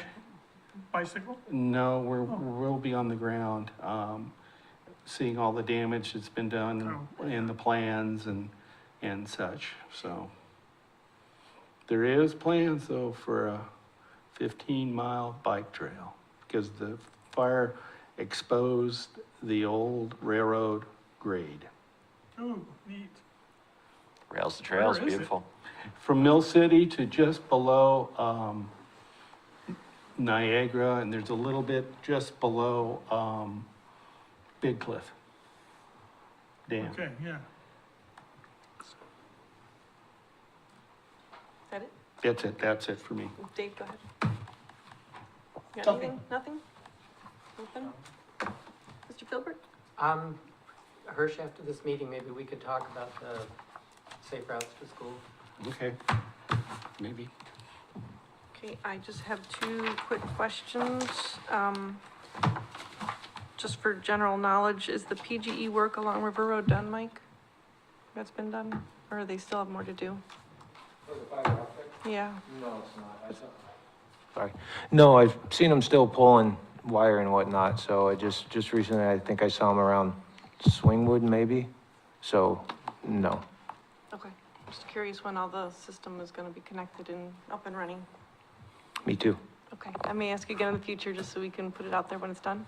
Yes. Thank you.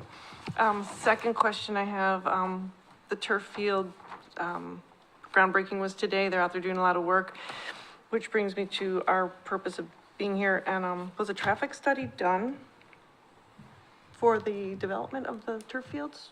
Does anybody know? I'm not Otherwise, aware. can you- Great can you find question. out I and will let us find know? out. I would love to see that if it was done, and if not, we should talk more. Sounds good. The ones at the Keizer Rapids. Okay, that's all I have, so, oh, do you want to go first, Counselor Osman? And then we'll go to staff? Yeah, Oh, I guess you're number 11, but we're going to jump ahead. it's okay. Cool. Long meeting, trying to remember what all we even talked about, but it was substantial. City Manager Brown's going to apply for another grant related to the turf fields in Keizer Rapids Park to add essentially additional resources. One thing that immediately comes to mind is upgrading the bathrooms in the area so that they're a little more substantive for all the use that we expect to get with those turf fields. It'll be substantial. We discussed the retire rehire policy for the city, which is an area of imminent concern for HR. I'd have to go over the exact details, but the idea is that anybody rehired would come back on a 2-year term. And we also took up HR's recommendations for compensation benefits. We promoted another officer. It was not Miranda. Sorry, man. Next time. It was Paul Quintero, who's now a sergeant. So if you see Sergeant Quintero in the neighborhood, say what's up. Marion County Public Health came through and they had, or Health and Human Services came through and they had a great report. They're releasing their annual survey of alcohol, tobacco, and drug use for the area. There were some really eye-opening facts that they presented. I do encourage the listening audience and the viewing public to check that out.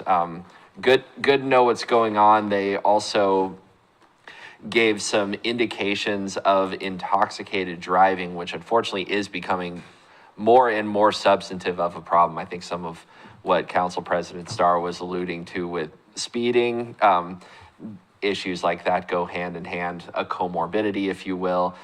There was also an indication, for example, that some 1 in 5 kids who use marijuana admit to getting behind the wheel of a car while under the influence of marijuana, which is illegal under state law, but also a very dangerous driving condition in and of itself. So Marion County Health and Human Services indicated that driving while high was not necessarily thought of as great a danger to the public as driving while drunk, but that is a myth worth busting for the broader public. Intoxicated is intoxicated. The eye doesn't change when you get arrested and they're filing the charges. That's all I got. Okay, thank you. Mike Griffin? So, been working on the resurfacing list, and we've talked about the Kennedy neighborhood quite a bit. This is one of the neighborhoods we are targeting, and there's been a lot of discussion about adding pathways, sidewalks, and so on and so forth.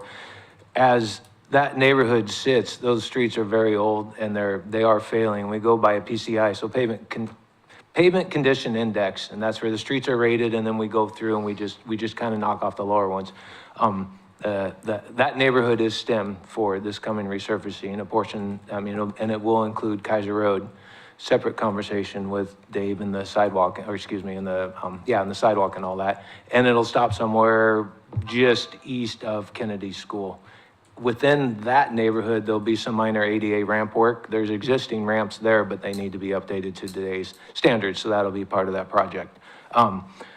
Also, with that resurfacing project is the McNary area. So Newburgh, Chehalis, and Joan are on the list for resurfacing. And a few other streets around town that are just, they're kind of minor trouble spots that just need to be hit. They were kind of near an area, so we took care of it. Mike? Yeah. I don't know if this is a problem, like a bigger problem, but I noticed on the end of my street, a Mandarin by 14th, there's kind of like a divot. Is it just for the stop sign? Yeah. We have a storm line that crosses there, so. Right, and I was wondering if it's like, if there's a leak and it's eroding out. We'll check into that. Our TV contractor goes through there and we check out the TV reports. I think it's a 30-inch concrete line. It's been there, well, quite a while, but last time through, didn't see anything, but I'll make a note and check into that, so. There's speed bump. Thank you to Public Works for checking out the pavement condition on Chehalis, Newburgh, and Joan. Holy cow, when I go over those streets on my bike, I worry about a flat every single time.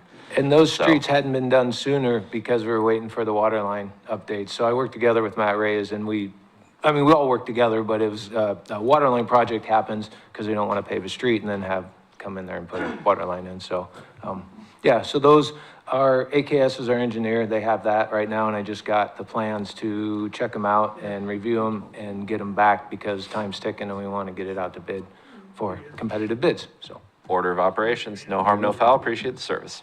Sorry, Madam Chair. Thank you. Thank you. Officer Miranda, what do you got for us? I had an email question submitted, this one has forwarded from, I believe, it was a citizen. He had a question about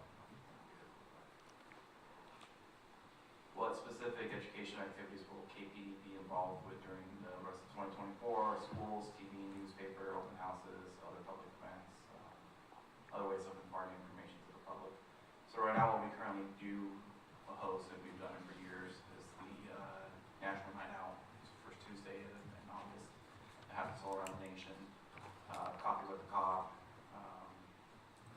Bathe in Blue. These are all events that we do around the community where we have answer questions in regards to laws, to traffic. People can express their concerns.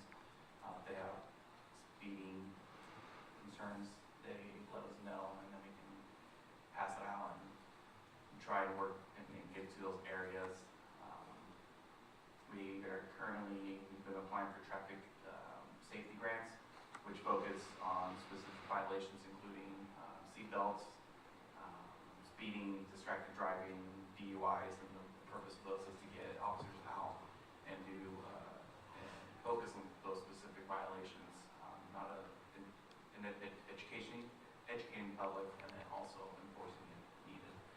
But we are working on those grants currently. The fiscal year on those, they get reviewed every October, so we're kind of in the middle of that right now. We participate. I myself am a car seat technician, and Officer Jim Starnes is also as well. And we get together with Keizer Fire, and we'll do car seat funds with them. We also take appointments here at the police department. People can call and make an appointment. We'll help install a car seat, make sure it's properly installed, and show parents how to install themselves because they need to do it. Or something happens, they can reinstall themselves. Part of that also, we get a lot of phone calls, people having questions about the law or something. We'll take phone calls and answer best we can. And we also appear at school events when we are invited to do so. And most recently we had the Read Across America, which about 5 or 6 of us attended to at Fairlake Elementary. That's all I have, unless you guys. Plus, you're going to be doing 2 different bike skills fairs. We've done that the last couple of years. Yes. You're gonna be doing that one and one May 4th at Keizer Elementary, so. And did you happen to bring the data that was expected for Meadowlark?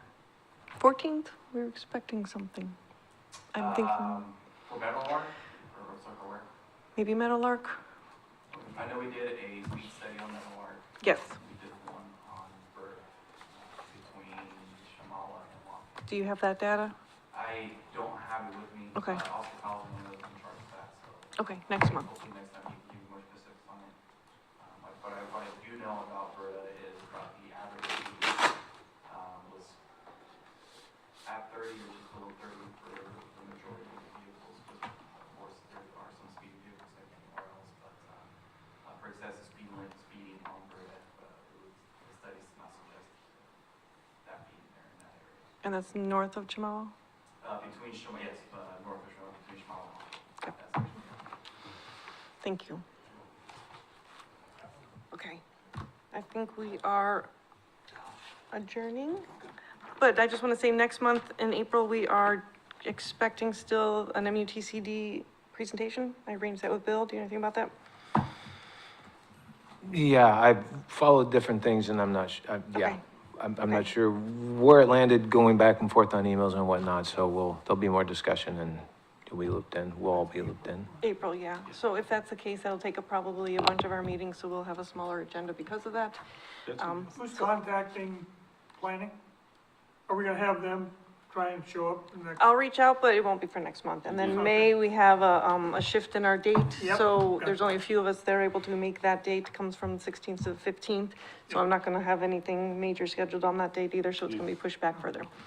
Okay. We are adjourned at 8:22. Yay, good job.